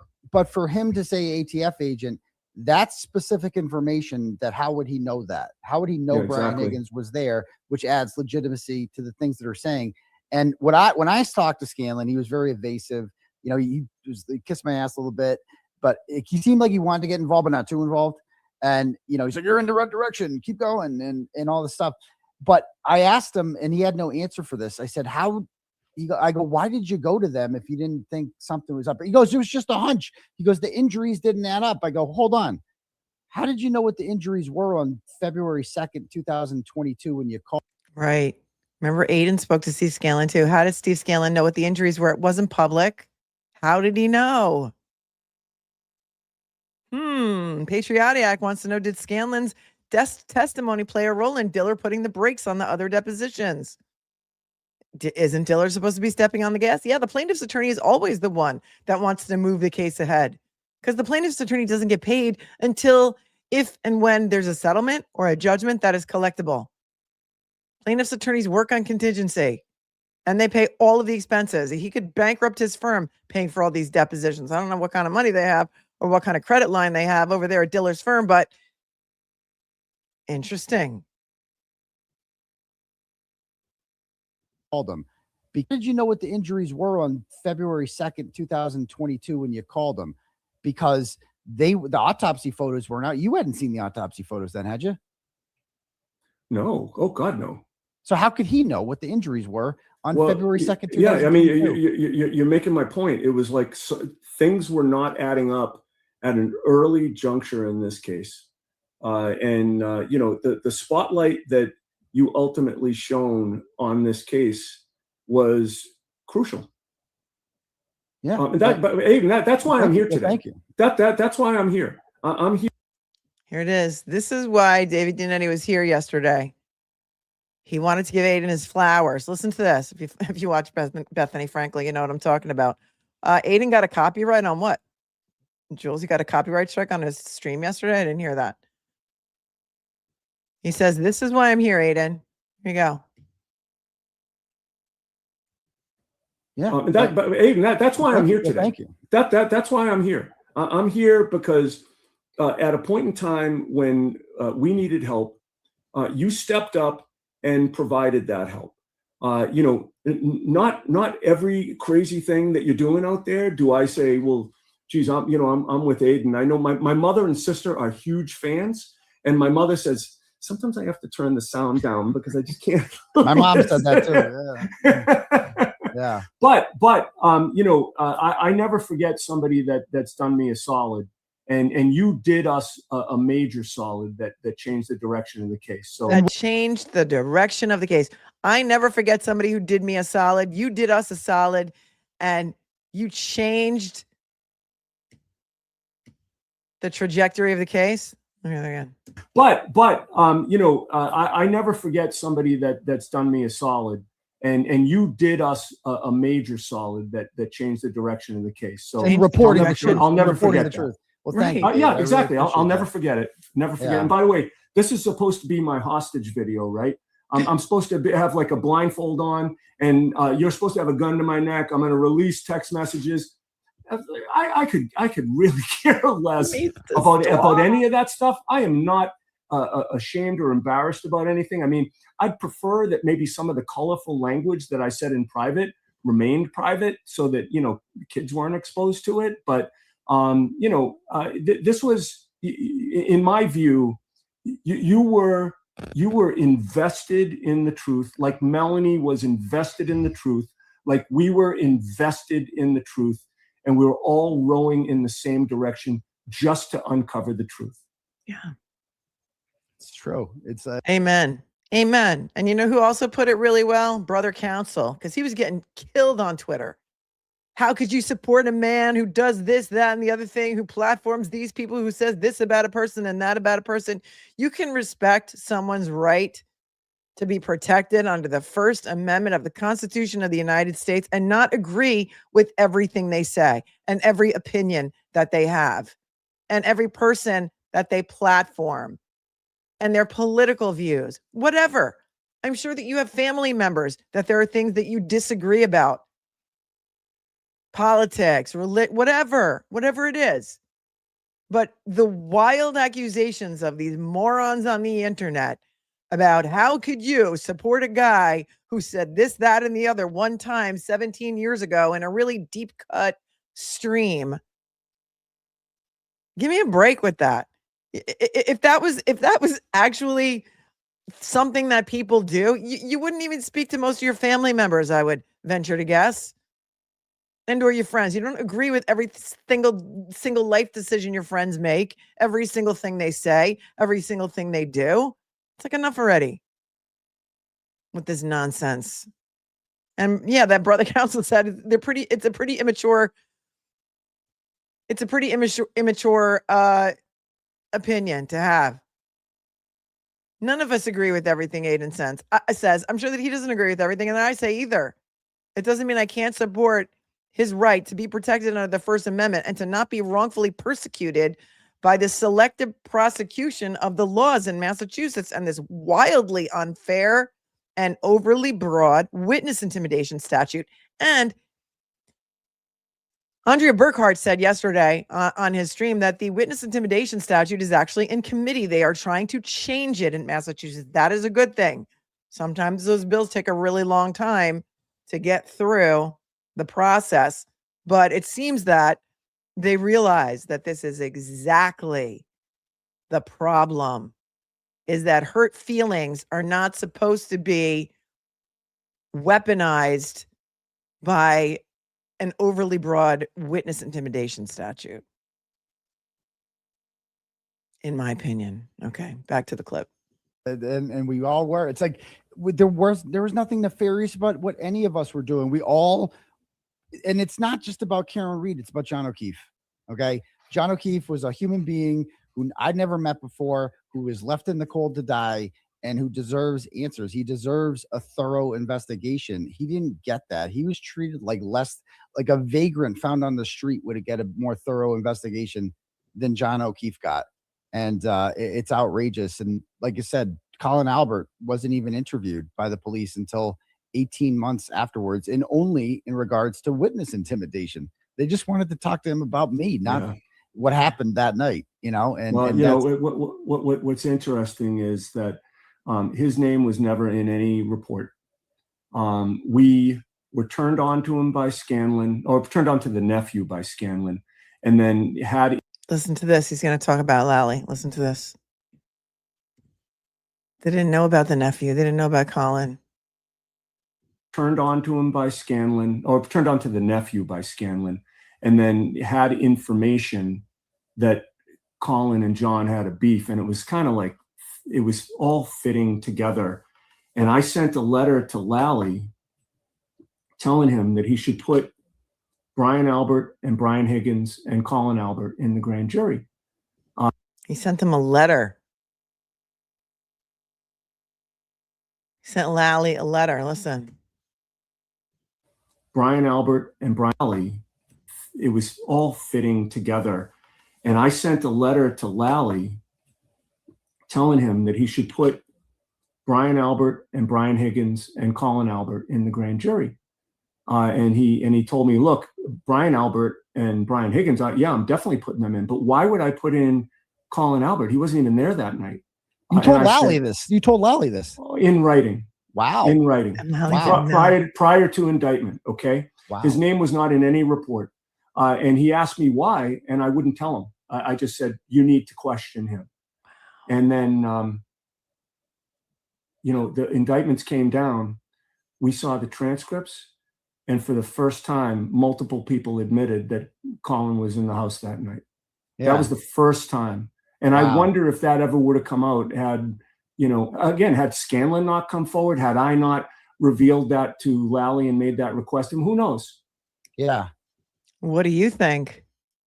What do you think? Do you think that Colin ever would have been mentioned? Do you think he would have been kept totally out of it if Scanlon never called David Yannetti?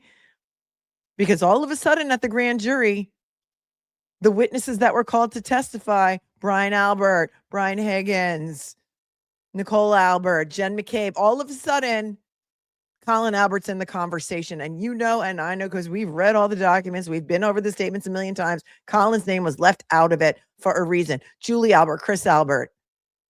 And then all of a sudden, Lally realized, oh, or maybe, I don't know what Lally knew or didn't know. That is when Colin's name was finally brought in during the grand jury testimony. Wow. And remember how long it took them to even interview Colin Albert. And if David Yannetti never brought it to Adam Lally's attention, would it have been kept quiet? That's insane. Nobody would have known his name, just as Procter and Company planned, said Leonacles.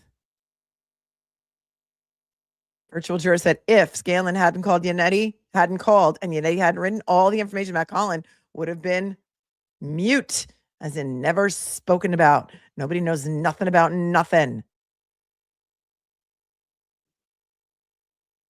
Yep.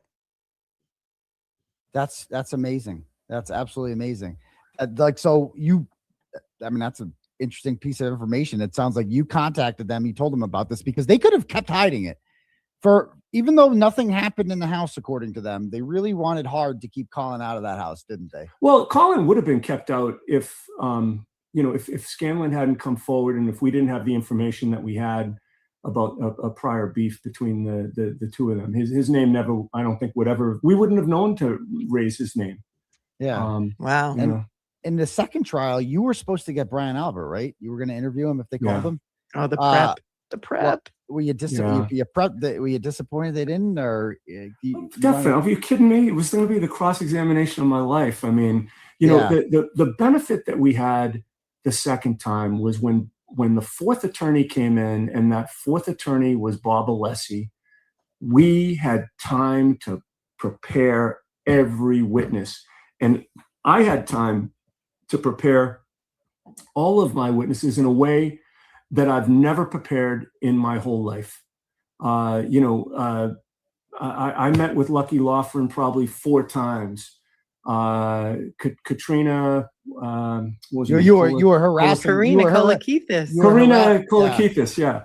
I mean, met with her several times, you know, and I had marshaled every word uttered by Brian Albert ever, and had it all cataloged and you know, organized, and was you know, had researched his dog even further. I mean, I'm not going to go into what I had in store for him, because there's still an ongoing case, and I don't want to prejudice the Karen civil case. I don't want to go into details, but you know, it was going to be such a fun cross-examination for me. So yeah, no, I was disappointed that I didn't get to do it, but at the end of the day, the only thing that mattered was the result. I have zero regrets about anything that has gone on. I mean, how fascinating is this, Melanie? What we're learning right now. We have learned so much. My head is exploding. My head is exploding right now. Yeah. If you had never reached out to Adam Lally to tell him about Colin, I'll bet you that Colin's name never would have come up in any grand jury testimony. I think you're right. Ever. I think you're right. I think you're right. They would have thought it was they were out of the, you know, out of the woods on that. And that's wild. Yeah. I'm going to bring on someone else to join us just for a little bit here. You guys might know him. He's a very big Karen Reed supporter. And then Mazza comes on, and in 5 minutes we're going to cut to the Murdaugh press conference. Alec Murdaugh's attorneys are doing a press conference. We're going to cover that live in 5 minutes. Go get yourself a drink. also a Kelsey Fitzsimmons supporter. I call him Kelsey Fitzsimmons Turtle Boy. They call him Mazza Media. His name's Mark. Have you met have you met David before? Yes, I have 2 years ago. Yeah. Excellent. Yep. How you doing, Mazza? Good to see you, Mark. I'm doing good. Now, my first question for Mr. Yannetti is: has any judge in the history of your career ever told you you can't use the word "of course"? No, that hasn't happened before. They've told me I can't use a lot of other words, but not specifically that one. Oh my goodness! I have to say this with all due respect. I thought Beverly County was the worst judge I ever saw until I saw what happened to Kelsey Fitzsimmons. But the good news there is that trial ended in one. But I got to say, you guys did a fantastic job soldiering on through 2 trials like you did, and getting that amazing verdict result last year in the summer of 2025, Dave. Well, it's very kind of you. Thank you. Yeah. Thank you. Yeah. Absolutely. So Melanie, so you've been following my case, obviously, the witness intimidation and everything like that. Yeah. How do you feel about our prospects with the motion to dismiss? Like I said, I would never, ever bet on what a judge in Massachusetts is going to do, ever. I think it's wild that Cosgrove is still on the case. Who knows? Listen, I think personally, I think they're out to get you. I think they're out to get you, and I think they will marshal all resources to get you. That? Because it's selective persecution of this ridiculous witness intimidation statute. Okay, witness intimidation is like finding a horse's head in your bed. Okay, that is classic witness intimidation. It is not getting out there and asking questions, and doing old school journalism. The fact that hurting someone's feelings can be witness intimidation in Massachusetts is wild to me. They're persecuting you for this, and you're facing, on the books, like up to 100 years, I think, if you really, do the math on this. I think it's down to 90. We're down to 90 now, so that's good. So you and Stefan Diggs are now in the same category because they persecuted him without doing any investigation whatsoever. And having one witness, right? So that was a high-profile case for them. Look how that turned out, right? And then they don't prosecute a guy like, have you heard about Alvin Campbell, the brother of the Attorney General, Andrea Campbell, who is being prosecuted right now, isn't he? Well, his trial's starting Monday for raping 9 women, posing as an Uber driver, but they've had his DNA since 2016, and he was never picked up or prosecuted until 2019 after he raped 3 or 4 other women. So there's a guy who they let roam free, and a guy like you, they're arresting you at your kid's bus stop because you asked some uncomfortable questions of some people who happen to, maybe have had something to do with the murder of a Boston police officer. It's wild. It's wild. That is wild. I mean, there's a lot of double standards going on.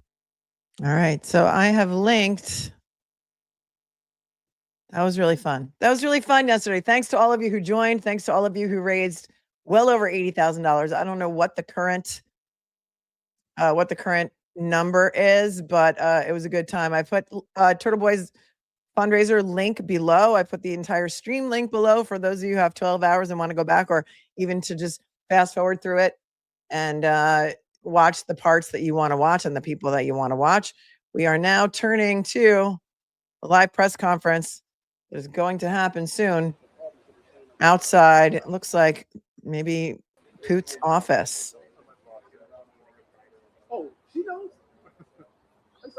I did a show on this the other day. Alec Murdaugh is getting a new trial. His conviction, his verdict has been overturned. And he's getting a new trial. And I agree with the decision on that. Becky Hill and the things that she did, the jury tampering and interference by Becky Hill never should have happened, are inexcusable. What should we go with today? And I think it is the right decision. Everyone's entitled to a fair trial. And whether that court clerk, Becky Hill, influenced the decision or not is impossible to say, because some of the jurors said she did. Way to go, Becky. Way to go, Miss Becky. All right, so we'll wait for them to come out. Thank you, Lamasus, for your 10. Said, yesterday, Turtle Boys fundraiser was amazing. I laughed. I cried. I stayed up till midnight. You and David were great, and I saw your eyes getting teary. Aiden raised over 80K. Tremendous day. Tremendous. Aunt Bibi is pointing out the movie that we were talking about the insurance company was Rainmaker. and they refused a bone marrow transplant. That's what it was. I read and watched so many John Grisham movies in my life that I can't keep them apart, but they're all good. Thanks, Aunt Bibi, for straightening that out. Thank you, J9 Sween, for your super sticker. Venus Blue Cupcake says Karen has 31 days of probation left as of today. Amazing. And then she can move freely about the cabin and not have to worry about being on probation anymore. DK said, I respect David Yannetti even more. What a genuine and kind person. Mrs. Yannetti, you did good. I know. I love the Yannettis and I love Tanis. Oh, here they come. They're coming.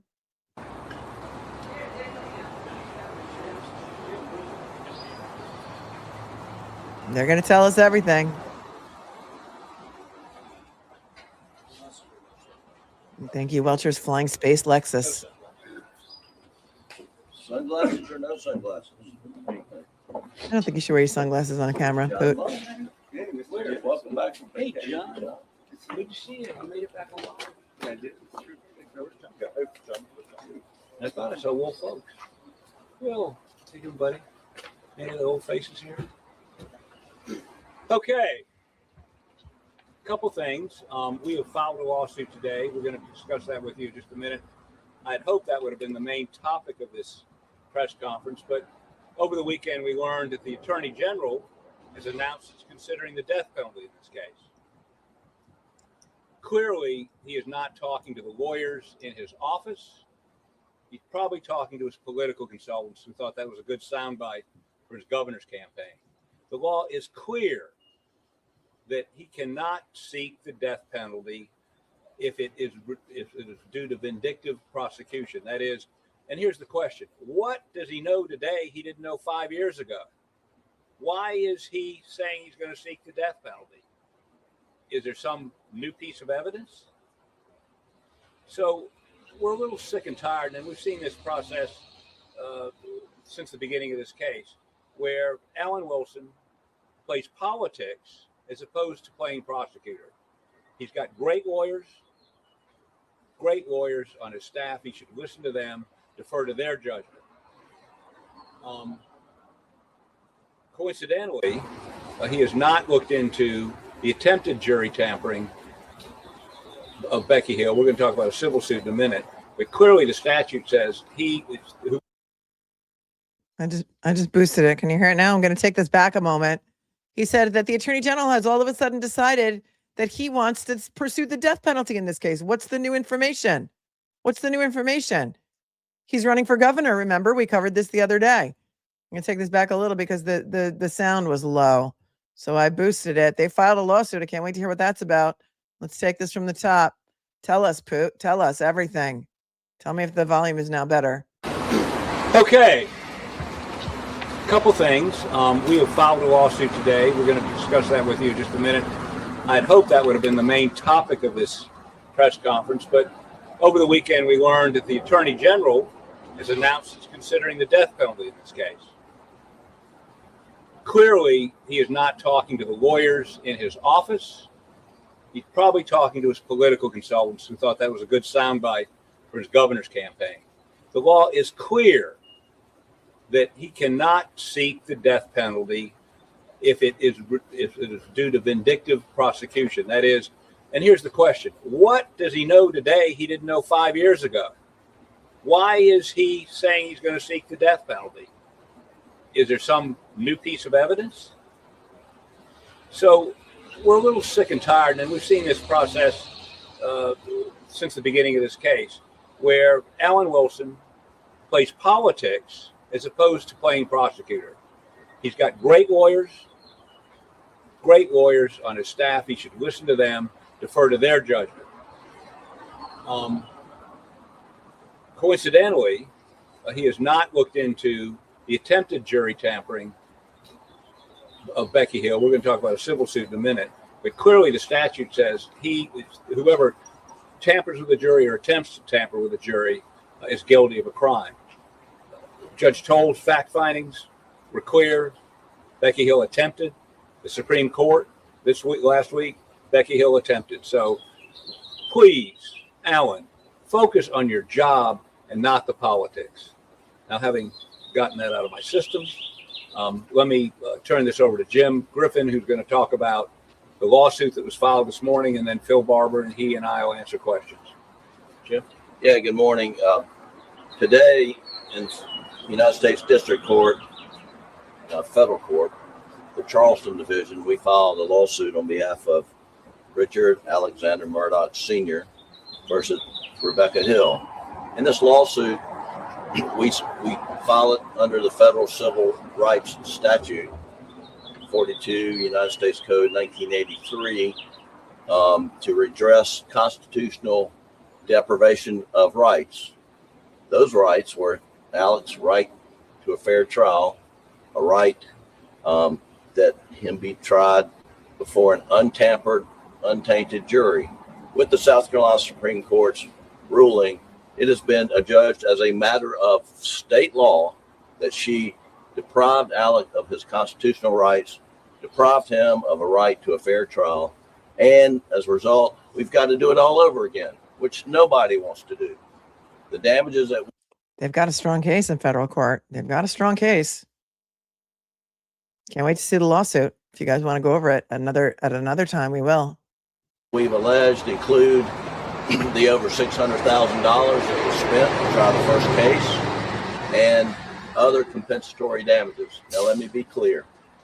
Alec Murdaugh owes a lot of people a lot of money. None of this money that is recovered will go to him personally.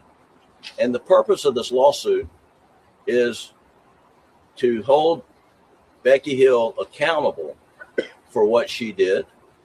She has not been held account at all for her conduct. And two is to investigate exactly what she did, which we'll be able to do through the course of civil litigation. We have subpoena power. We can take depositions. And so we're going to be able to understand the entire scope of her conduct. She's yet to be thoroughly investigated by the state, and she's not been held accountable by the state. And that's what we hope to do. That's what we intend to do. And that's what we will do with this lawsuit. His attorney's fees were only $600,000 for that whole first trial. That was like 6 weeks long. That's insane to me. Karen's were what, like $5 million? Huh. Thank you. Phil, what you got? I would just amplify that and say that, you know, can you hold it till the plane goes over? Hold for plane.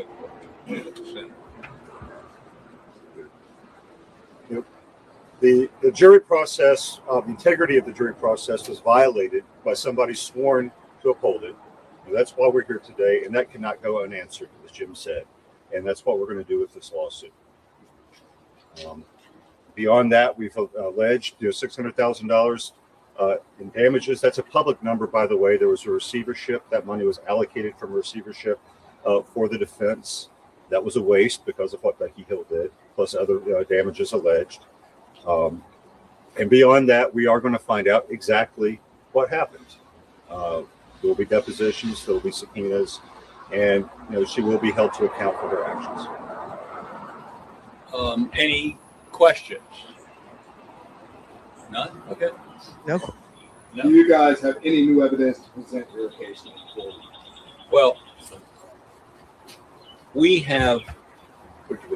Right. Okay. We have received a number of pieces of information post-trial.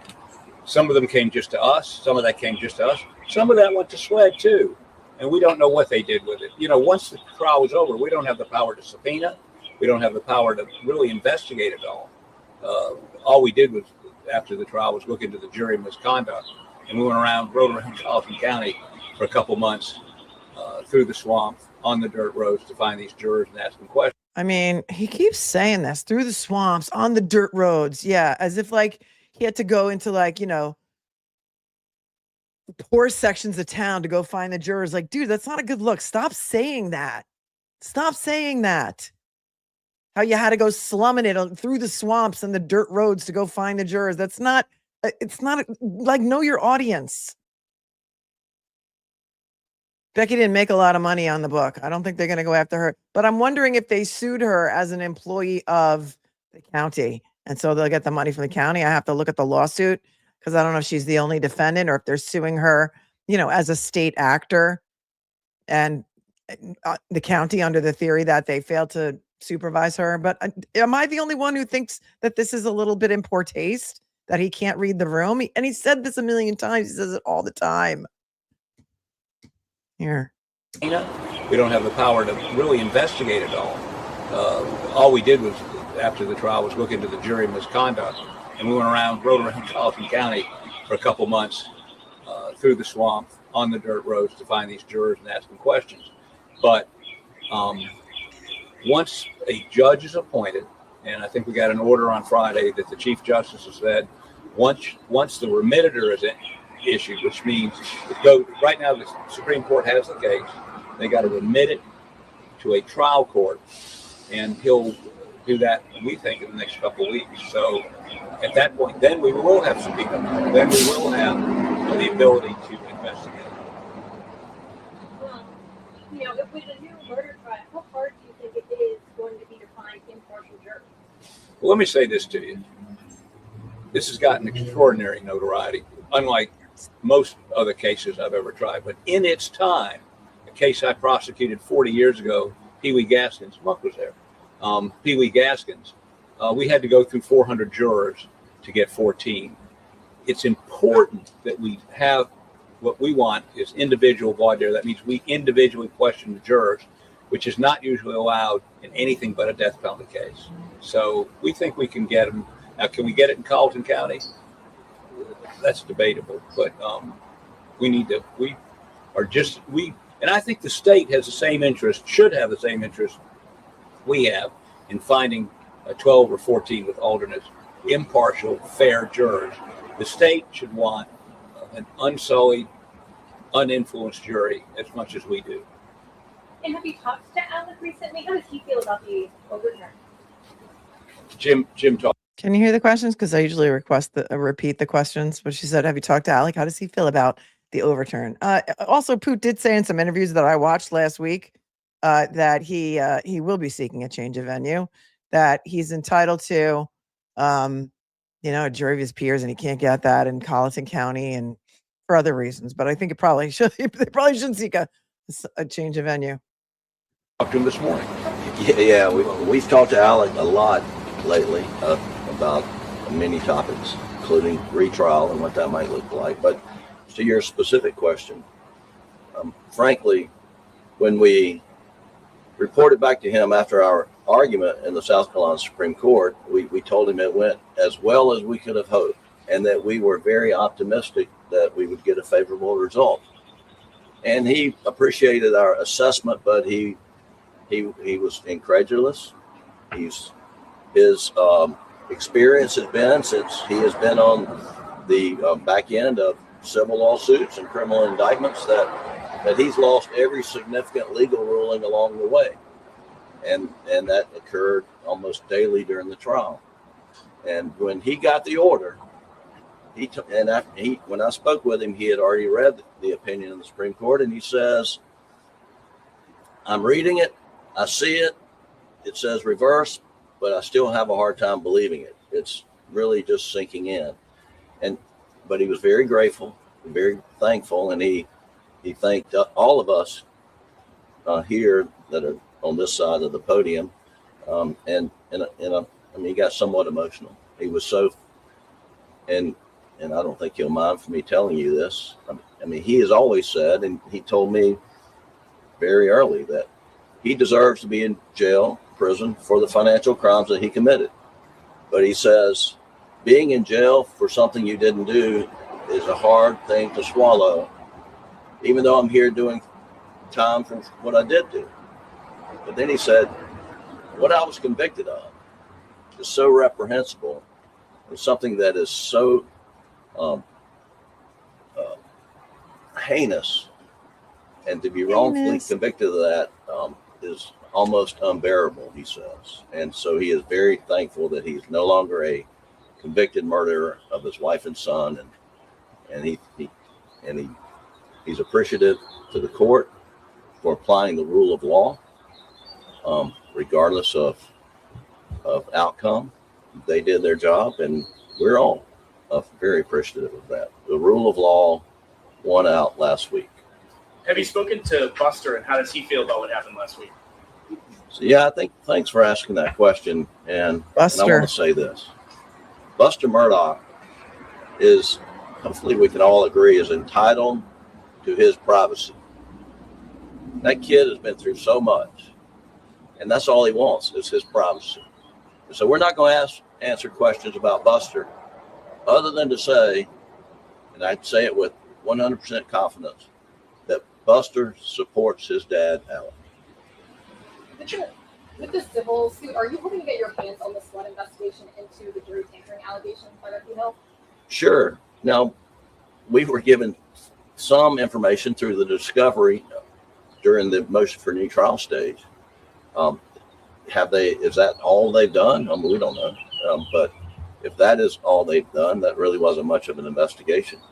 And we really don't think they've done much of an investigation, but we certainly plan to. And let me say this.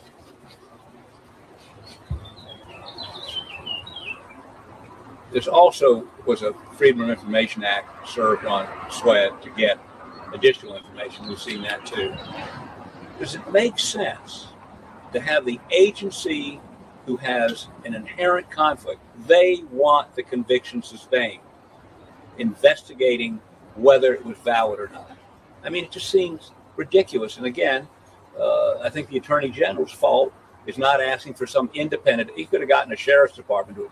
Leon Lott folks or the sheriff up in Spartanburg, Greenville, have a very sophisticated sheriff's department. Charleston also.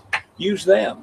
But SWED is invested in affirming the conviction. They don't want to find any fault. I mean, that's just human nature. So we think there's going to be plenty of things that weren't looked into, and we want to look into those. And the question is, and Jim and Phil and I have been talking about this, did she do it alone?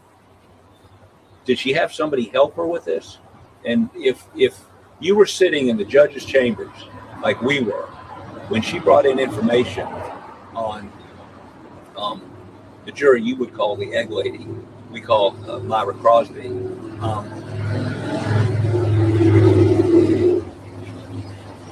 and listen to what she had to say. One time it was totally made up about some Facebook page. The second time, inexplicably a anonymous email came to the judge. We weren't told about it. It was investigated by the Attorney General's office and SWED without us being involved. No guardrails on that. But I mean, and call us naive because we were. We didn't press that. And I look back on it. We should have, the 2020 hindsight, we maybe should have taken a little more aggressive. But we still couldn't have peeled that onion back then. But we will now. Hey, Dick, question about the retrial. Some have suggested that it may have been a mistake to put Alec on the stand. Any thought to whether you're going to put him on the stand in the retrial? Two things. One, the client makes that decision. Two, that'll be a game day call. So you'll know when we know. When will any retrial take place? I would suspect within a year of now, but not by the end of the year. No, hell no. And why is that? Why can't you go right to trial? I'll give you a couple of simple examples. One, we assume the same witnesses will testify. Oh, please remember, we watched the Attorney General's press conference the other day, and he said, Alan Wilson said he thinks this will go to trial before the end of the year. Poot's like, yeah, hell to the no. In the retrial as the trial. We have a, 8,000 page transcript. We've got to break out each witness. We've got to read it, whoever's going to handle that person, outline it, and they can be used to impeach them. So this is like a civil case where you've taken a deposition. Unlike any other criminal case you'll ever defend or prosecute. So that takes time. We've got to go back and see if they've given us all the discovery. There's some inference that we didn't get everything from the prosecution. We're going to go back and scrub that real hard. We've got to hire experts.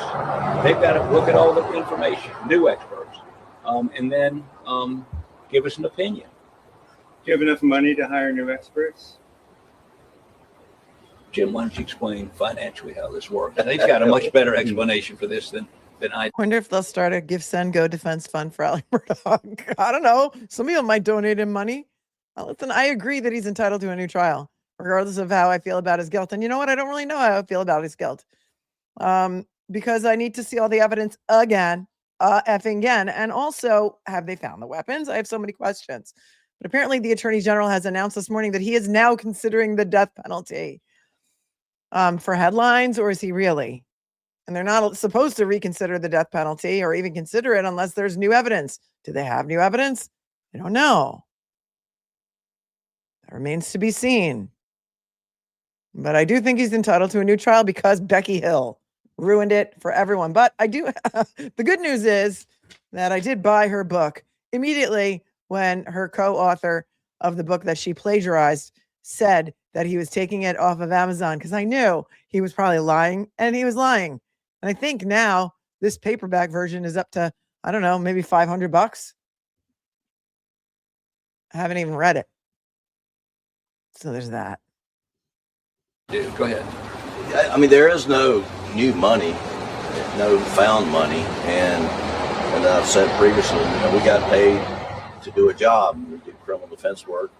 And one way you do it, you charge by the job. Sometimes you come out ahead, and sometimes you come out behind. But right now we're in the hole, but we got paid to do a job, and we're going to see it all the way through. You're saying the job isn't finished yet? Job is not finished yet. We're not walking away from it, so we're going to see it through. That's where we are.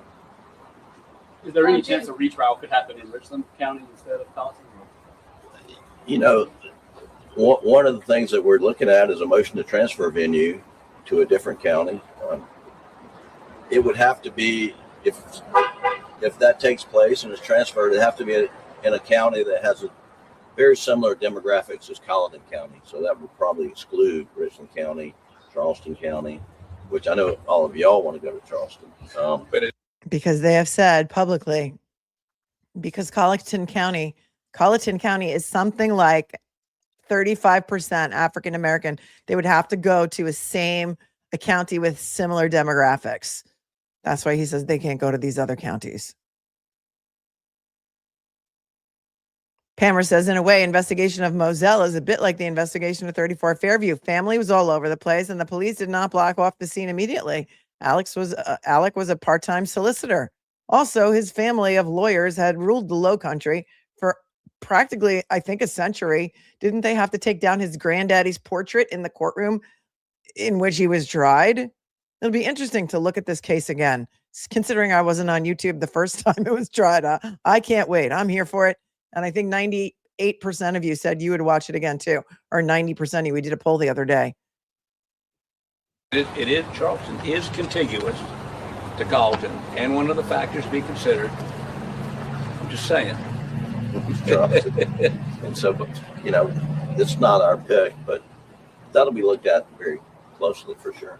Jim, can we talk about new evidence? I know last week you mentioned DNA evidence under Maggie's fingernails, essentially connected to a male. Can we go into that a little bit more and how that will play a factor in this retrial?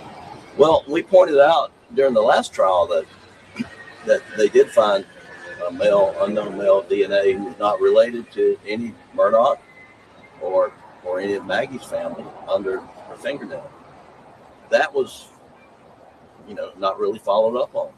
We asked that they follow up on that before the last trial. We don't have possession of that DNA, so we can't do anything with it. We can perhaps, with a new case, back to square one, go and seek an order from the court to compel them to send it off to CODIS. CODIS is the national DNA database.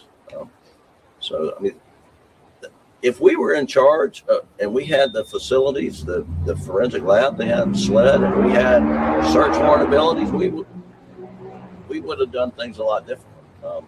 Wait, tell me about this unknown DNA that was never sent to CODIS. What?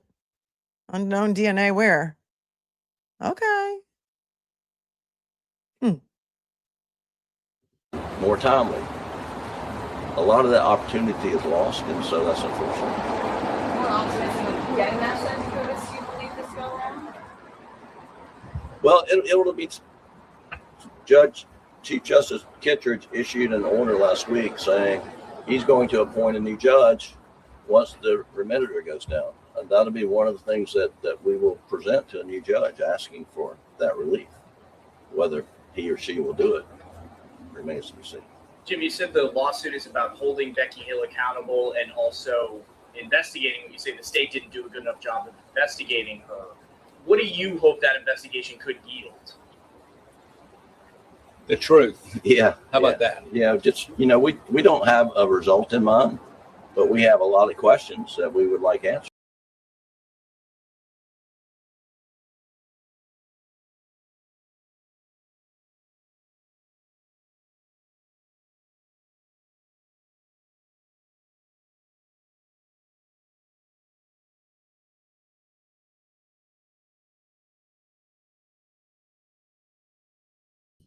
Wow, when's the last time I swiped myself out of a stream? It's been a long time. It's been a really long time. And my finger on my mouse pad, and sometimes if you like try and swipe to get through to something, swipes you right out of the stream. They still haven't fixed that. Hang on, because I stopped it right where we were. Didn't miss a thing. Was she doing that? On DNA under Miss Maggie's fingernails. Was she a lone wolf? Was she doing it just for the, siren of celebrity, which she definitely was? And then I'll tell you, this removal of the egg lady juror is very suspicious. And that really wasn't a part of the case. We do make it a part of our complaint. We point out all of the inconsistencies of what she said, reporting to Judge Newman that the egg lady, Ms. Crosby's ex-husband, had posted something on Facebook, which we now know was a bald-faced lie, or someone lied to her. I mean, it makes no sense. And if you have questions, and I would encourage all of you to follow up with Joe McCullough, who represents Myra Crosby, who is investigating this as strenuously as we intend to do so. And he's been working on it for quite some time. I mean, the way she was targeted, it just is very curious, and we hope to get to the bottom of that. Is there any possibility of taking a plea deal for a lesser charge? Say again? Is there any possibility of taking a plea deal for a lesser charge? No plea deal. No, never will plead guilty. Off the table. We want a trial. Yeah. They can dismiss it. Yeah, they can dismiss these charges. But he'll never ever plea which required some admission that he did something he didn't do, and that's murdering his wife and son. That's not going to happen. Who do you think did kill Maggie and Paul? We wish we knew. We think we could have found out if we had the tools available. I mean, that opportunity was lost when they failed to follow the tire tracks in the grass leading away from the murders of Maggie and Paul. That opportunity was lost when they failed to maintain the integrity of the GPS data on Maggie's phone. Instead, it was at SLED, downloading GPS coordinates at SLED that ultimately overwrote where her phone was and when it was on the night of the murders. And when they finally get into Maggie's phone and able to access the GPS data, you know where it said that phone had been last? Broad River Road, SLED Lab. I mean, that is outrageous that was allowed to happen. So, John, we've gotten a lot of information. People are out there working on behalf of Alec for free, kind of like we are, and they've unearthed some really interesting stuff. And they've turned a significant amount over that to SLED. We'll be curious to see if SLED has done anything with it or will do anything with it. If any of that investigation now goes back to the house or to the property, or is that a done deal? There's nothing that I'm aware of that's of evidentiary value on the property.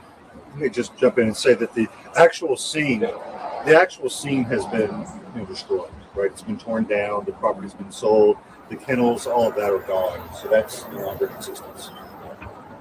But yes, We looked at the listing when it was for sale. We looked at Moselle when it was for sale. Thank you, Betsy. XOXO. Thanks for your Venmo. You're awesome. And thanks, Nancy, for your Venmo. Awesome. Awesome. Awesome. She says, you're making my day. I love your coverage. You're the best. Thank you. Our experts, in preparing for the first trial, did all kinds of forensic tests on the crime scene. A number of, we put in evidence that if somebody could be in the house and shots fired down at the dog kennel, never hear them. I mean, we proved that without any contradiction whatsoever. So the story that he was up at the house and he had to have heard the shotgun and the AR. Not. We had an expert run tests. Can't do that anymore. So the uncontradicted evidence is going to be if he was in the house, he wouldn't have heard the shots. So, I mean, it's those kinds of things.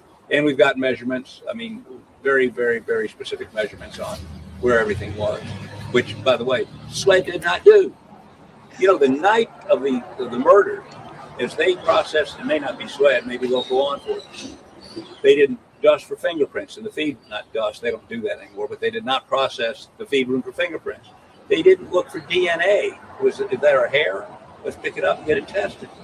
There was a bloody footprint right next to Paul's body. It was a Carlton County Sheriff's deputy's foot. I mean, I'm not a big CSI fan, but this looked to me like they violated every basic rule. We had a witness testify to that. So they got a lot of explaining to do. What do you think the odds are of Alex getting an acquittal in the retrial? You, John Monk, are playing the internet betting sites too much. I have no idea what his chances are. I'm not playing them at all. Well, you ought to try. Tell him your crystal ball is broken. That's what I say. Tell him your crystal ball is broken, Poots. What do you think the odds are? We have no idea. I mean, we don't predict football, basketball, or trials. Just following up on what Dick said about the failures. During the trial, you'll remember SLED explained how they do murder investigations, and they do, they draw an imaginary circle, and the imaginary circle that they drew here, Alec was in the middle of it, and he was in the middle of it from the night of the murders, and they knew that Alec left Moselle and went to his mother's house at Almeda, and then came back to Moselle and found his wife and son murdered brutally. And do you think for 1 minute that they should have gone to Almeda, to see if there's anything of evidentiary value? Were there murder weapons at Almeda, which they want to intimate, during the trial? Oh, he parked over here, so he must have got rid of the guns over there. I mean, they had the opportunity to exclude Alec from that circle, but they didn't do it because they just failed so miserably in what their jobs were. Let me say one other thing that brings to mind. As most of y'all know, I was a prosecutor for 12 years, and this is 40 years ago. If a body was found and they wanted to determine time of death, the coroner or medical examiner would take an anal thermometer and get a core body temperature, then take a thermometer and get the ambient temperature. And in this case, alleged an hour and a half prior they'd been killed, sort of. The coroner showed up, and he did something that just amazed me. He took his hand and he stuck it under Paul's armpit, and then that same hand stuck it under Maggie's armpit, and he could calculate the time of death based on that. I mean, that's what we're dealing with here, folks. That's wild. Mr. Armpits, you guys are saying the Emmy it's not even an Emmy. This is a coroner. In the South, they have coroners, and sometimes the coroners aren't even medically trained. Sometimes they're just, they have experience as funeral home directors. It's very, very different than a medical examiner. I'm not sure exactly what goes on in Colleton County, but coroners are not always medically trained. They're not even first responders a lot of the time, right? It's wild. Folks, stuck his hand under the armpit? Really? And yet, then they said, well, we know when Maggie stopped using her phone and Paul stopped using his phone, that's the time of death. They ignore the fact that cell phone service down there was spotty at best. A number of people testified there was no cell phone service. So simply because they weren't using their phone doesn't mean they were dead. I mean, this thing has more holes in it than Swiss cheese. In your opinion, what ultimately got Alex convicted? I think 2.5 weeks of that of widows and orphans and mentally disabled kids testifying, not that he stole their money, but how just maliciously he stole the money, how he lied to them. I mean, when they finished with that. And that was one of the things that the Supreme Court of South Carolina said, was that, you know, some of that evidence should have been allowed in about his financial crimes, but some of it was too inflammatory, more prejudicial than probative. For example, when one of the Satterfield boys testified that his brother was mentally disabled, I forget, vulnerable adult, mentally vulnerable adult, that may have been too prejudicial than probative. And they gave some guardrails for the next trial. That, not that it should all be excluded, but here's what the judge should consider. So some of it'll be allowed in to show motive, state of mind, but not the stuff that it was overly inflammatory. They're not going to believe forensic evidence. They're not going to believe him. They're not going to believe anything because he was so vilified. And when he testified, the jury was programmed not to believe him by the clerk of court. And so, you know, no matter what he said, I mean, he got on the stand to answer, you know, questions about where he was and what he did that night. And we know now that, as the Supreme Court accurately described, she sought to undermine his credibility before he even testified. And understand, she's the second highest ranked court official in the trial. And she has closest contact with the jury, develops close relationships with them over 6 weeks. Mm-hmm. And, you know, she is the one that they see more, you know, she's the elected official. She summoned them all in. Her name's on the summons. Her name's on the check that they get to payment every week for serving on the jury. I mean, and this person is back there in the jury room telling them in so many words, don't believe Alec when he testifies. Don't believe the defense. Don't let them confuse you. All of that happened at the end of the trial, right before we put up our case. It's her fault. So that is one reason he got convicted, I promise you. You mentioned new evidence. If you already addressed this, I apologize, but you mentioned new evidence that you're going to bring out. You mentioned DNA found under Maggie's fingernail.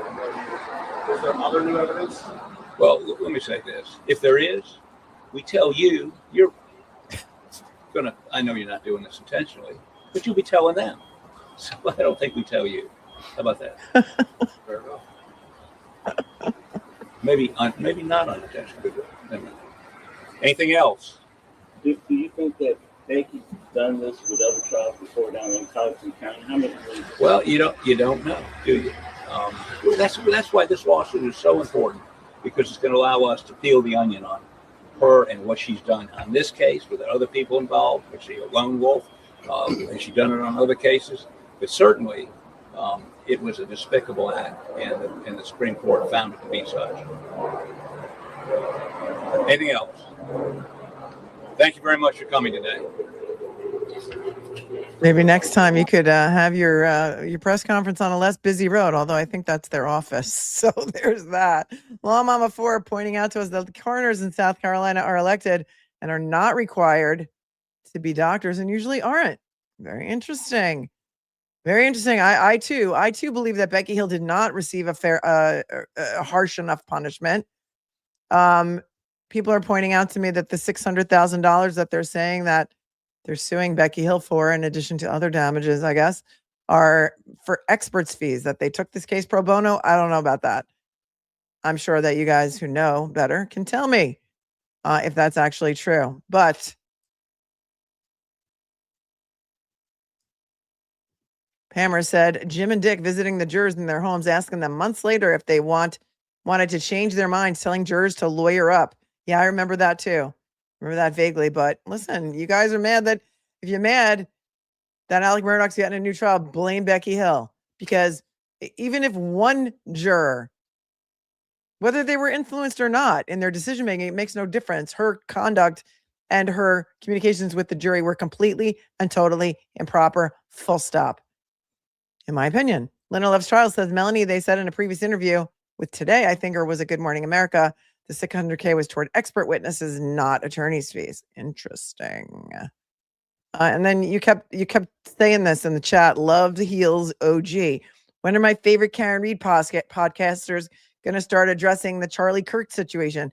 Where did all the courage go? I don't know if you're throwing shade at me. I have limited time and I choose the cases that I cover. And then you said people don't want to touch it with a 10-foot pole because they think it's political. Maybe, but I think a poll would show that all sides see the lies. I'm not even going to take a poll because I'm not well versed in it enough to even know what you're talking about. But if you do want to watch stuff on Charlie Kirk, you can go to Andrea Burkhart's channel because she is covering it. I am one person and I can't cover everything. And so the trials that I choose to cover are for a reason. So don't call me a coward in my chat. Thanks for coming. Have a nice day. Nobody is less of a coward than I am. You know, you know. Justice says the cops that investigated did an interview before this was all overturned. They said there was a second person involved and that they had a very good idea who it was, but they were not going to say. DK says the unknown male DNA was followed up on. Maggie, I just had a manicure that day. The manicurist was a male. Jim's twisting facts here. Oh, thanks, D, for your 20. For the facts. And then Mama says, weren't Dick and Jim looking for the real killers all these years? I don't hear about that anymore. Thanks for your 5. Lawyer's daughter says, if interested in interviews, info, all Murdaugh actors from Jump. My bestie hosts a successful podcast, Impact of Influence, Unbiased with all script. That's very sweet. Thank you for your 5, but I typically don't recommend things that I haven't watched, but I guess since it's in a super chat, it's coming up on the screen. Thank you so much. I haven't watched it, so I can't recommend it to you, but there it is. It's LV Size. Thanks for coming, a new member. You guys are amazing. Thanks for coming to hang out with me today. It's been like 2.5 hours. This was our 3rd try. We tried so hard to live stream the Alvin Campbell trial, but Boston 10 was in violation of the court's media order in broadcasting the names of the SA victims. And so I've taken down both of those streams. We tried it twice. And hopefully what's going to happen is Boston 10 will get the trial footage. They will redact the victims' names and anything else that they're not supposed to be broadcasting. And we will be able to watch it at some point, at least the openings. They're saying that the trial is going to be like weeks long. So we'll see if we can cover it in bits and bytes or bits and pieces. Why sue Becky for millions when she has no money? Just to make a point. He also said they're not going to keep the money. The money won't go to Alec. It's going to go to the victims, to the fund for the victims, all the victims that he stole all the money from. And so that's where the money will go. I have to get my hands on the lawsuit because I haven't seen it yet. So I can't really opine any further on it since we just learned about it just now. And they also told us that the Attorney General is considering the death penalty now. He made that announcement this morning. And so we don't know. No, I don't think so. KPT Time says the Commonwealth almost never says victims' names in SA trials. I don't remember one in the Commonwealth that has been televised. Do you think they did it to keep the camera out of the room? No, I genuinely don't think so. I think they could have used initials. They didn't. There's a media order. Boston 10 can do what it wants with the footage, and we'll get to see it at some point if they are in compliance with the media order. I am in full support of victims having anonymity. Whether it's the smart thing to do. I'm not, they're trying their case. It's not, we can order, the recordings when it's all over. And so I'm not going to go down that road. But hopefully we're going to be able to watch some footage of it when they properly redact it so that the victims are protected. Nancy says that lawyer, had Poot on this morning. Like he did an interview with him. That's cool. All right. Everyone gonna go on over there and watch that.